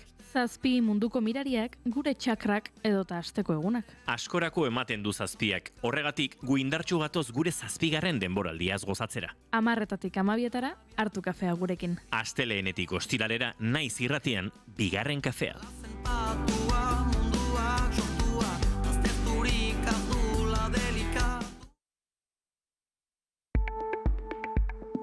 Batzuetan, egun bakar batean, bizitza oso bat igarotzen da. Informazioaren ariaren iluntzeko edizioan, egun amaitu aurretik jakin beharrekoak jasotzen ditugu. Asteleenetik ostiralera iluntzeko 8:00 informazioaren ariaren 3. edizioa. Naiz irratia. Naiz irratia. Informazioaren aria, naiz irratia.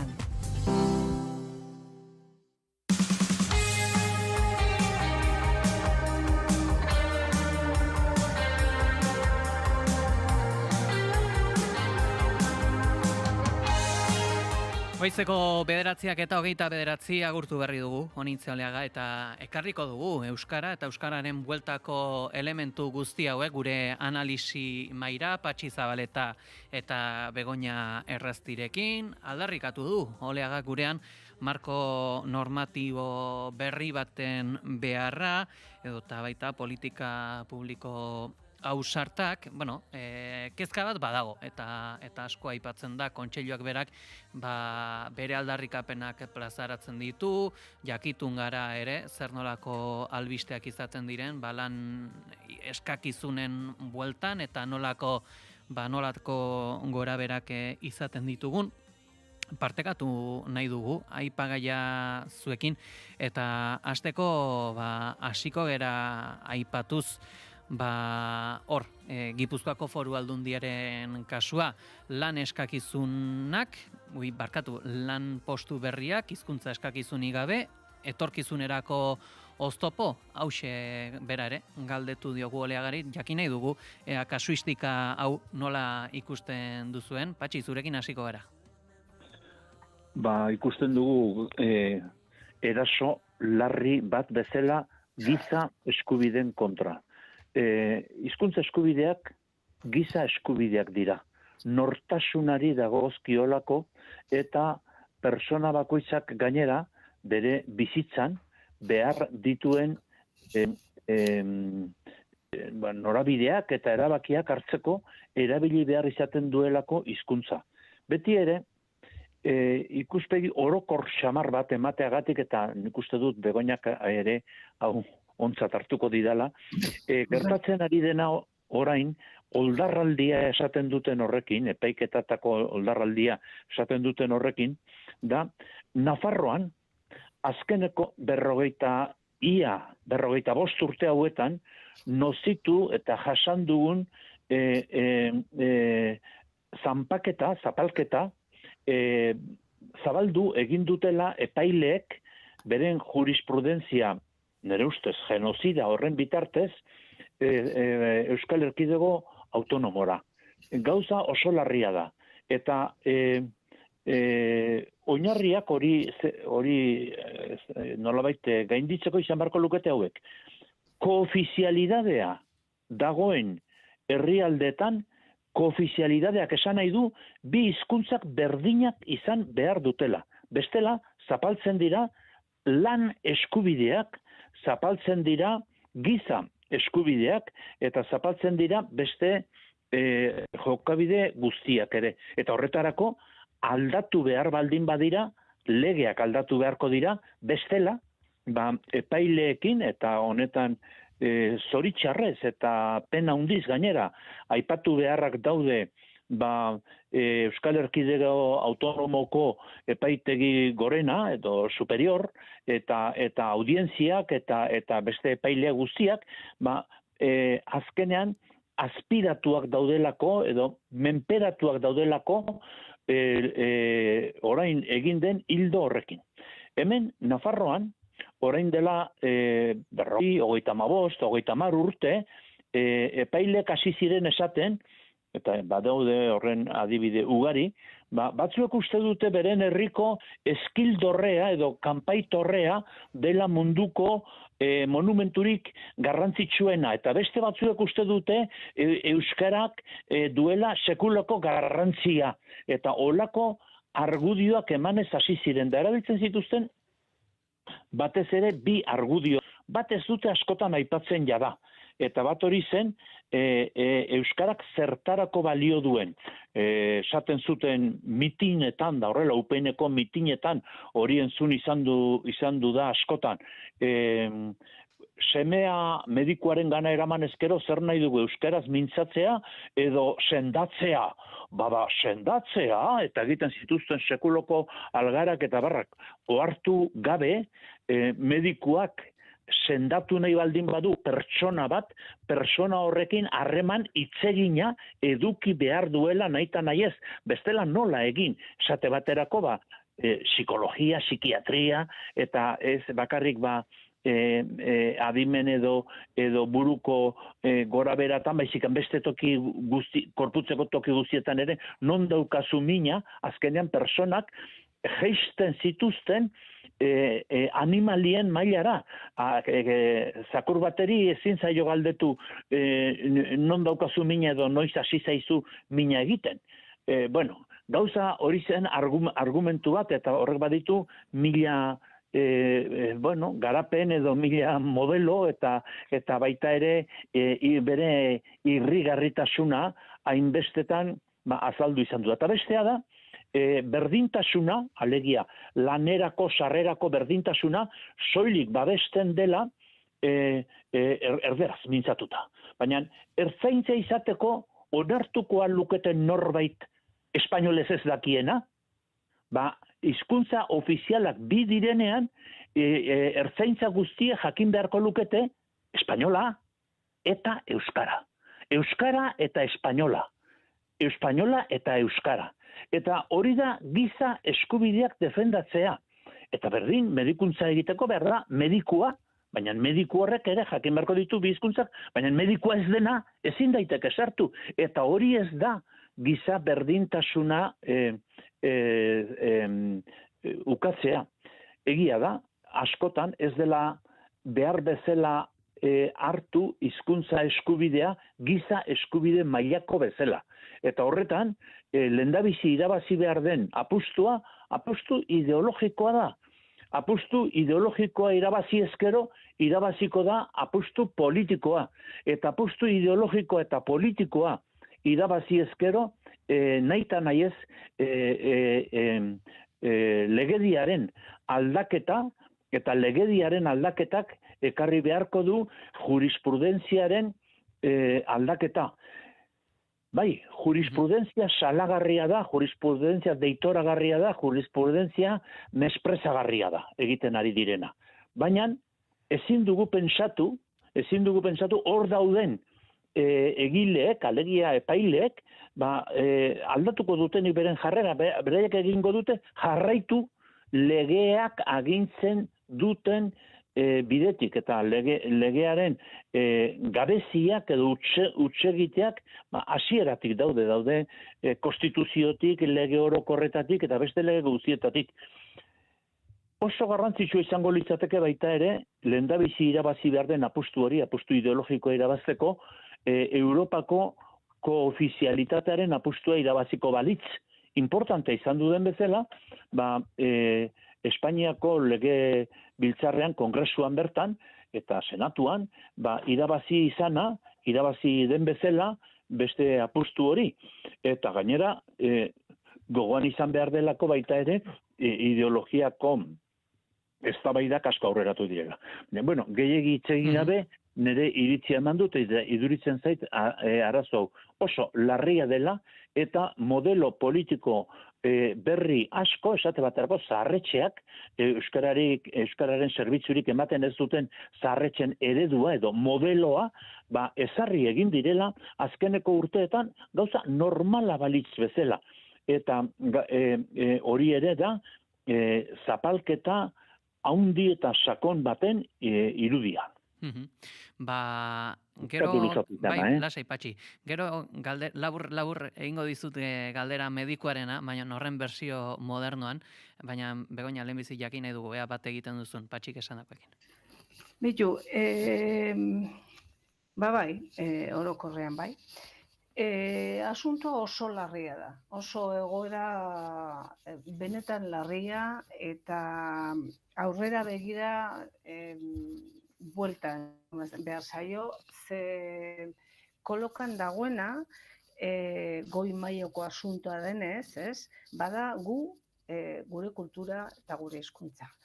Eta hitz potolo hauek batzuentzako agian izango dira tonteriak, beti komodo. Bueno, ni momentu honetan bai pentsatzen dut oso egoera larrian, konpleju eta buelta emateko ez dakit.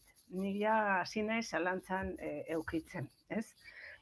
Ze inoiz baino gehiago, diru gehiago, eta inoiz baino txarrago ikusten da euskararen asuntoan, baina ere paralelismoak egin ditzakegu, ez? Hor zer gertatzen ari dan hezkuntzan emaitza, zer gertatzen ari dan, inoiz baino diru gehiago zer gertatzen ari dan, beste arlo garrantzitsu baten, adibidez, osasunan asuntoetan. Osea, ez dakiz ze gertatzen ari dan momentu honetan, baina ikusten dugu olako jarrera komplikadua, eta inoiz baino diru gehiago. Hau ez da ulergarria. Hor ikus dezakegu beste interes bat, beste helbide bat, beste azken baten estrategia bada, nik uste amenatzean badagoela, egon badagoela, ez?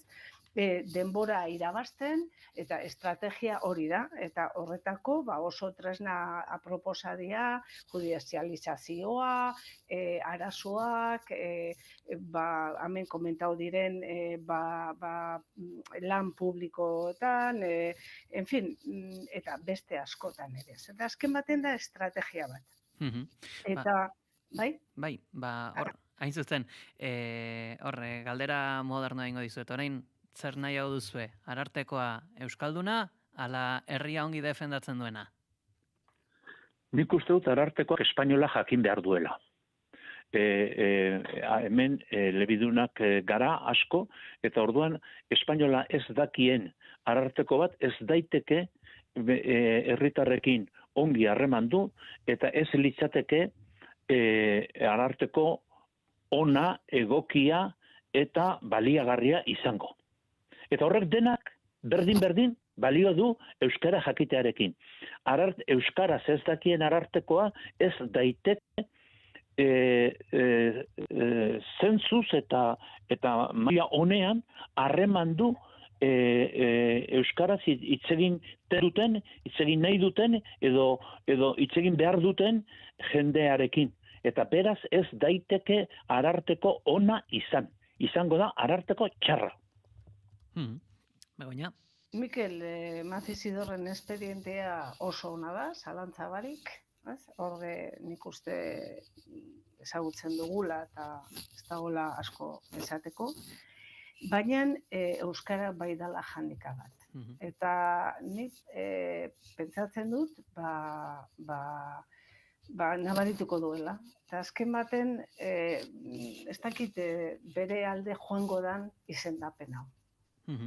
Naiz eta oso kurikuluna zea, osoa, baina euskara ezinbestekoa dugu. Berdin hau o beste bat, berdin pertsona. Azken baten, bi hizkuntzak menperatu behar, eta ze gainera, erantzuna moteko, hemen Patxik komentau duen bezala. Egin bere kontra joango dana.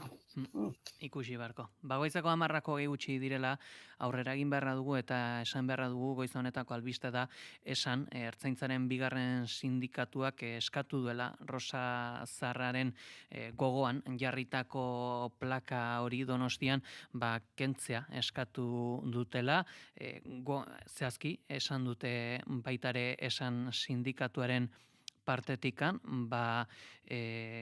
baita jaso zuen Ertzaintzaren biktima izendapena baitare lotxagarria eta justifika ezina dela, eta horren baitan plaka jarri ostean esan dute hau kendu egin behar dela, eta baita ere jaso zuen biktima polizial izendapena ere kendu beharra dagoela. Horretaz harago barkatu gogoan izango dugu, larun batean izandako ekitaldia, bertan Ertzaintzaren beste biktima batzuk ere parte hartu dute eta impunitatearekin amaitzeko eskatu diote Eusko Jaurlaritzari.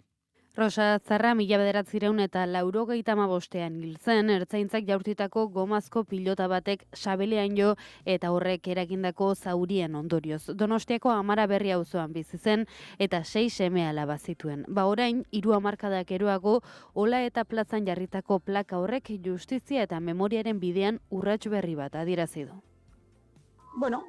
Plakakin edo, esaten da, Eusko Jaurlaritzak onartzen du ama biktima dela, jazta, indemnizazioa eman dakitxo.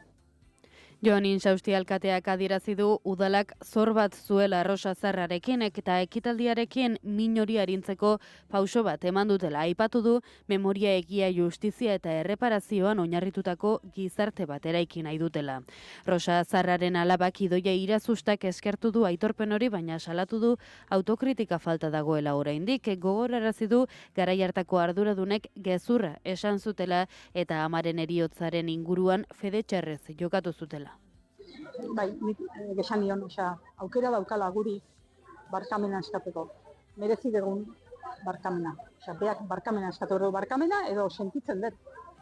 Itzetan ere esartuko. Ertzaintzaren beste biktima batzuk ere izan dira ekitaldian, hala nola Inigo Kabakasen eta Xuban Nafarreteren senideak eta baita Amaia Zabarteren familia ere. Haiekin batera hitz egin du Jon Pazosek, Tolosan semeak begia galdu zuenetik polizia indarkeriaren aurkako simbolo bilakatu den aitak. Gure azalgorritan pairatu behar izan dugu violentzia poliziala. Gaur hemen denak batzea ezinezkoa izan bazaigu ere, hamarka gara urte luzez, naturaltasunez eta impunitate osoz Ertzaintzak erabili duen eta erabiltzen jarritzen duen violentziaren biktima. Ertzaintzak egindako esku hartze neurrigabeak auzitan jarriko dituen justiziaren falta sumatzen da hemen. Patosek gogorarazi du azken 30 urteetan gizarteak bermeak eskatu dituela, baina impunitatea oraindik ere presente dagoela. Biktimen izenean eskatu du Ertzaintzaren esku hartzen neurrigabeak berriro ez errepikatzeko benetako konpromisoa.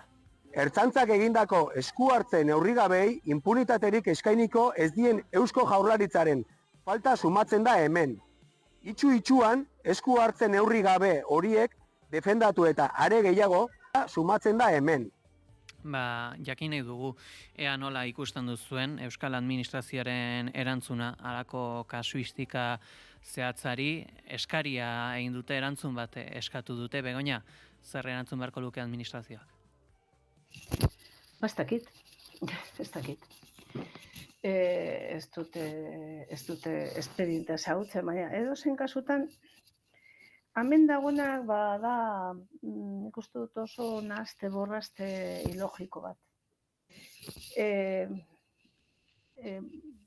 Plaka jarrita, sententzia badago, ez judizialki, baina, badago izendapen bat, onartuta. Nik, holako kasuetan, pentsatzen dut askoz importanteagoa dela. Familiari errespetua eta familiaren mine osatzea beste gauza asko bezala. 1985 gertatu ziren hauek. Pasadia urte pilo. Eta naiz eta hor egon asuntoa, eta betirako, nik uste dut, holako pausoekin, azken baten lortzen dana da, hori aurrera joan, ez? Eta pentsatzen dut, gizarte baten hori dala, importantena. Udalak egin behar zuena, eta kitxo. Beste eztabaidetan hastea, kontra, alde, eta ez dakizean, nik uste dut, mina haunditzen duela, eta instituzioen prestigioen kontra duela. Eta hori ez da batere ona. Patxi?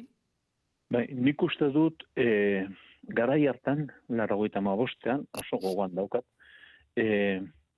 atutxak eta bere ingurukoek, utsegin handi bat egin zutela, hankasartzea handi bat. Eta orain, esan izeneko sindikatuak egin duena, askoz ere handiagoa eta larriagoa dela. Gaitza zeukala aldez aurretik Rosa Zarrak, hori aipatzea da izugarrizko okerra, zeren eta horrekin esan nahi alda, hilzorian dagoenari labankazo bat ematea ez dela delitua. Horrela ematen du. Zeren eta gaixotasun bat zeukala edo ez zeukala. Medikuek gainera izan du dira beste modu batera azaldu izan dutenak asunto hau. Esate baterako elosegi batez ari naiz pentsatzen. Baina edozein kasutan. Hala baldin bat zeukan ere, bertatik bertara, pelotakada bat eman zitzaiola, ez dago ukatuta eta ez dago ukatzerik. Eta horregatikan eraman zuten ospitalera eta hala hiltzen. Beraz, omenaldia merezi du Rosa Zarrak eta bere ingurukoek biktima bat da, eta biktima horretan nire ustez orduan sortutako mina eta oinazea aintzat hartu behar dira. Eta biktima guztiak kontuan izatekotan, eta guztiak izan behar dira kontuan, galek egindakoak, etak egindakoak, eta beste guztiek egindakoak, polizia eta estaduko eta autonomietako indar polizialak barne, denen biktimak, ertzaintzaren biktimak ere bai, hori dena kontuan izaten ez den bitartean, ez da, bakea eraikitzeko behar bezalako oinarriri jartzen. Eta horretaz, gainera, adibideak kasu guztietan daude. Esate baterako, Espainiako gerra hasi zen egunean, Iruñean, Guardia Zibilek hil zuten, tiroz gainera, Guardia Zibilen burua, Jose Rodríguez Medel, etzeko bat etorri altxamenduarekin, eta haren ondokoa, bigarrena, desagertu egin zuten. Eta horretaz, Guardia Zibilak ez du oraindik bere nolabait esateko ardura bere bizkar hartu. Eta hori egiten ez duen bitartean, erakunde horrek, erakunde bezala, gabezia ikaragarria du giza eskubideen eta pertsonen berdintasunaren aurrean. Nik uste dut, atutxak izugarrizko hankasartzea egin zuela orduan, esan genuen, idatzi genuen hori, batzuen batzuk, baina orain esan sindikatuak bere ordezkaritza guztiarekin lortu dute diru purrusta da hundi bat joatea oraingo aurrekontuetan, pozik egon beharko lukete, hori zelako beren egitekoa eta egin dutena, baina asunto honetaz egin duena izugarrizko hankasartzea eta samingarria eta ankerra gaina. Ez gauzak ez nastearren, baina ertzaintza berare ez baian dago, hautetxiek eta alderdi politikoetako ordezkariek honi buruz hitz egin dute. Pasaden astean Arnaldo Otegi zein Aitor Estebanek Euskal Poliziaren erreputazioaz mintzo ziren. Denek ikusi ditugu irudiak eta ikusi dugu emakume bat lurrean eta ertzantza kostikoka. Horren operatiboaren arduradunak esan du agian harrikada bat eman ziotela. Nik ez dut uste horrek mesede egiten dionik ertzantzari, hori kalte egiten dio. La realidad es que la normativa de la policía vasca a la hora de desenfundar un arma, que es lo que venía a reflejar Otegi como si fuera algo habitual, pues es muy estricta. Y si hacemos un repaso de cuántas veces ha desenfundado la Ertzaintza en el último año, pues igual nos encontramos con que no hay ningún caso. Y si lo hay será alguno esporádico y muy justificado. Por lo tanto, ¿de qué estamos hablando? Lo que me parece es que se está poniendo aquí, lo que se quiere poner por razones políticas, es en cuestión, por mucho que diga Otegi que él no tiene nada contra las mujeres y los hombres que forman la Ertzaintza y que no con los responsables políticos. Están poniendo en cuestión su profesionalidad y les está diciendo que son gente de gatillo fácil. Hasteko, ez dakit, esango zenukete krisi egoeran dela ertzaintzaren erreputazioa, lehen, Begoña, zuk hitz egin duzu, instituzioen prestigioaz. Ez dut uste. Eta gainera oso txarra izango zen, ertzaintza egoera horretan izango balitz. Ertzaintza da, azken baten, oso ezinbestekoa eduki behar dugun instituzio bat gure herrian. Gero eztabaidak izango dira, ze nolako, ze medio, zer, hori beste gauza bat izango da. Baina ertzaintza kuestionatzea, nik uste dut oso arriskutsua dela, instituzio modun, ez? Batzutan pentsatzen du konplexua ditugula poliziakin. Segurazki, frankismon soportatu genuna, bagatoz horrez, egon ezin batekin barruan, ez? Baina ertzaintzak polizia delituen kontra egiteko ezinbestekoa da. Hori ez gara bizi mundu ideal baten, nun delinkuentzia ez da existitzen, ikusi dugu azkenengo datuetan, por cierto, gora doala, delitu sexualak batez ere, orduan, hor bizi gara, munduan delinkuentzia eta holakoek aurrera doaz, eta behar dugu holako instituzio sendo bat. Gero, bigarrena, oso arriskutsu iruditzen zait ere, ertzaintza debate politiko sakonetan, ez egotea, sakonetan bai, hor bai ikusten dut. Baina beste gauza askotan bezala, zenbait debate izan behar dira, sakonki, serio eta publizidaderik gabe. Ze uste dut, hor erronka justo bada eukitzea polizia ona, demokratikoa, baina gure egunerokoi eta gure beharrei eta gure segurtasun ezari aurre egiteko. Beraz, ez da gustatzen, hola ikustea, bai batek ez dakizer, pistolak ez dakizer, besteak esan ez dakizer manifestazio, ez da gustatzen, ze pentsatzen dut hori ez dala medioa.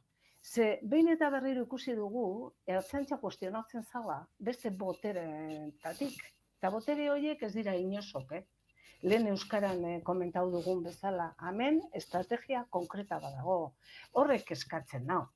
Ez exigitzea noski, ertzaintza serio izatea, demokratiko izatea, hori edo nork eskatzen du, nik ere, ez? Eta hankasartze bat badaude, hori soluzionau behar direla.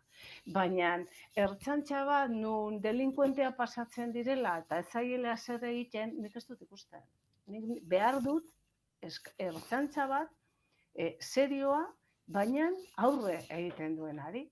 Osea, ez da pistola atera edo ez atera, poliziek badakite pistola dutela, eta igual momentu baten edo bestean atera behar dutela. Asuntoa da, noiz, noren aurka. Baina bildurra ematen dit, zeharo kuestionatzea Ertzaintzak, ez? Eta buenismo arriskutsu batean erortzea, eta ikusten dugu askotan, ez? Nik lider politikoei eskatzen didana da, oso asunto medular den baten haukazu, ez? Mesedez, planteatzea, eztabaidatzea eta serioski, ez ibiltzea domeketan, ez, medioetan agertzeko. Eta berdin zirla, kasu honetan bardin dit. Bai, Patxi, 4 minutu gelditzen zizkigu. Polizia beharrezkoa dela, ez dago zalantzarik, horretan ados nago Begoñarekin, jakina baietz.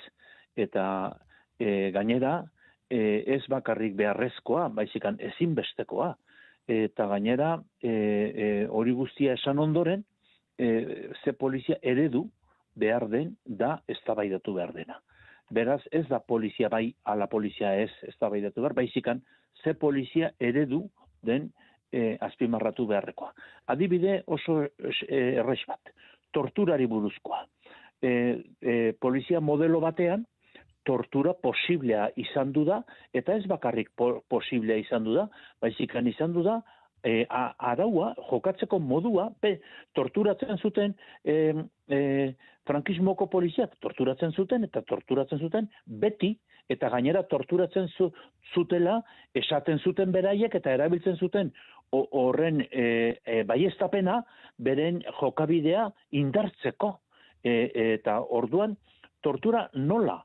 Amnistia Internazionalek eta esan nola kendu, nola ezin du. Esan dute askotan, esate baterako, grabaketa etengabea jarri ezkero, tortura bukatu da. Eta zergatik ez da hori egin nahi izan du, tortura mantendu nahi zelako. Beraz, polizia beharrezkoa da, horretan ez dago inolaz ere kontra esaterik, eta polizia jokatu behar du. Arauen eta epaileen eta agintarien esanetara, eta bere jokabideak izan behar dute neurtuak eta arautuak, eta hori da eztabaidatu behar dena. Baina, zalantzarik gabe, horrek guztiak beharrezkoak diren moduak exigitzen ditu, eta hori ere, horretan ere, batzen nator, Begoñak esan dakoarekin. Aurrerantzean, hemen hautetxiak dauzkaunean, galdetuko diogu, ea polizia ereduaren bueltan ote dagoen, eztabaida sakon eta publizitaterik gabekoa, bereziki soluzio hortikan etor daitekelako. Begoña Arrasti eta Patxi Zabaleta, mila esker, gurean izateatik beste behin. Bai, zuei. Eta asko, zuei, eta ongi izan. Bai. Agur. Agur, bai.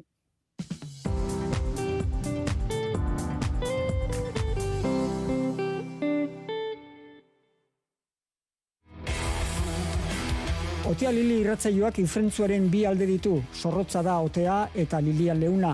Pentsamenduaren alderik muturrekoenetara joan nahi dugu. Sega zorrotza pentsamenduaren hausnarketak azalera ekartzeko.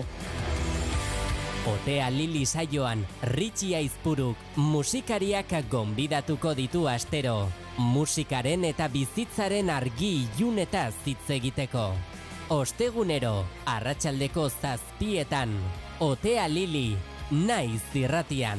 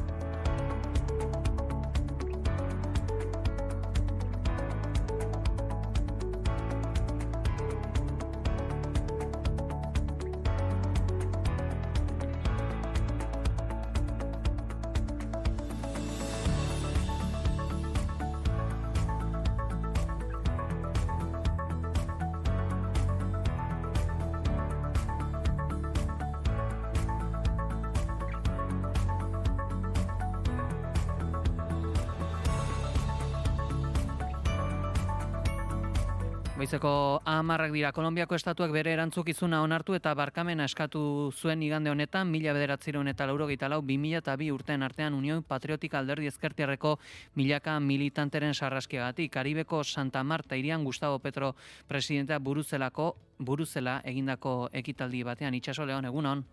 Egunon Pei, egunon entzuleok, ekitaldia Latinoamerikako eta Karibeko estatuen erkidegoak eta Europar Batasunak hiri horretan egindako laugarren goibileran izan da, eta 1500 biktima eta biziraule baino gehiago bildu ditu tartean alderdiko militanteak, hautagaioiak eta eraildakoen senideak, arrosa horiak eta ez errepikatzea eskatzen zuten kartelak zeramatzatela.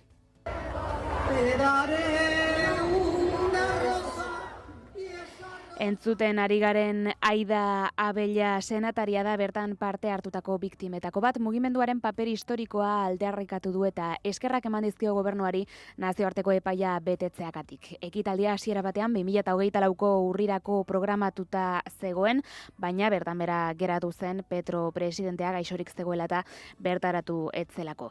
Igande honetan urtebete geroago gobernuak giza eskubideen Gorte Interamerikarraren agindua bete du. Agindu horrek Kolonbiako estatuaren nazioarteko erantzukizuna aitortu zuen 2022 urtean UPeren aurkako sarraski planagatik eta barkamen ekitaldi publiko bat agindu zuen. Agintariaren hitzetan, Petroren hitzetan, Kolonbiako estatuak barkamena eskatu behar du ez eskaini genozidio politiko baten erantzule delako.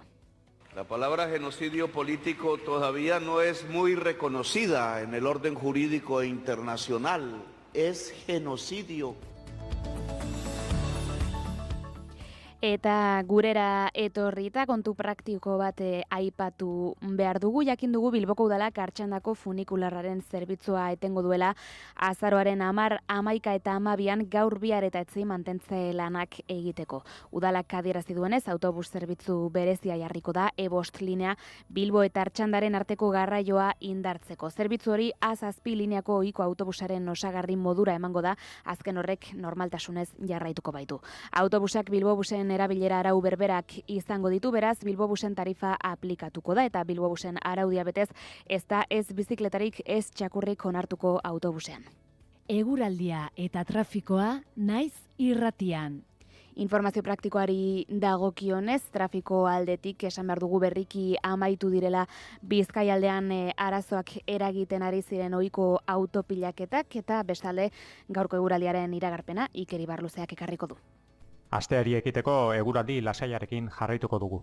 Goizpartean erdi eta goi mailako hodei dezente agertuko da, baina hodei hauek ez dute inolako ondoriorik ekarriko eta eguraldi ateri eta lasaia nagusituko da.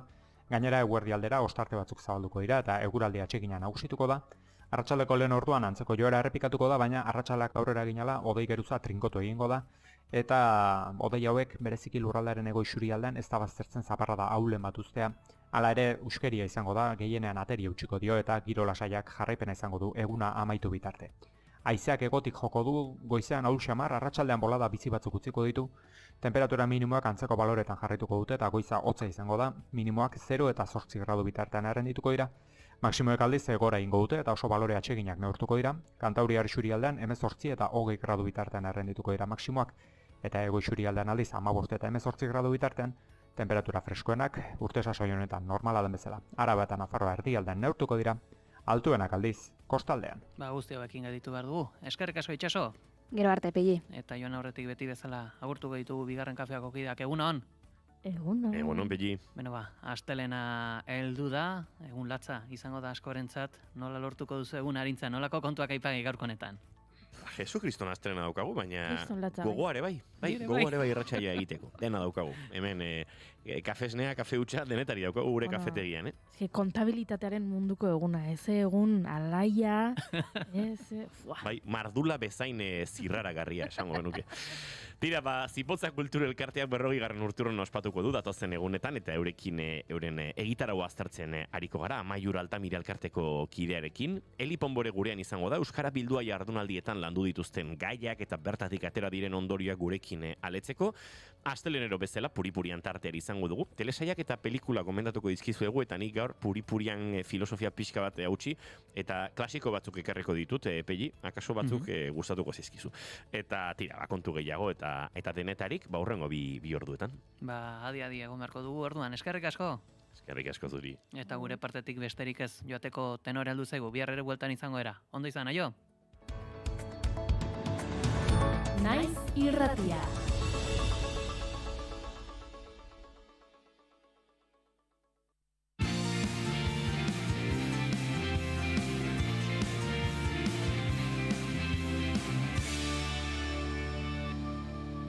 Naiz irratian, bigarren kafea.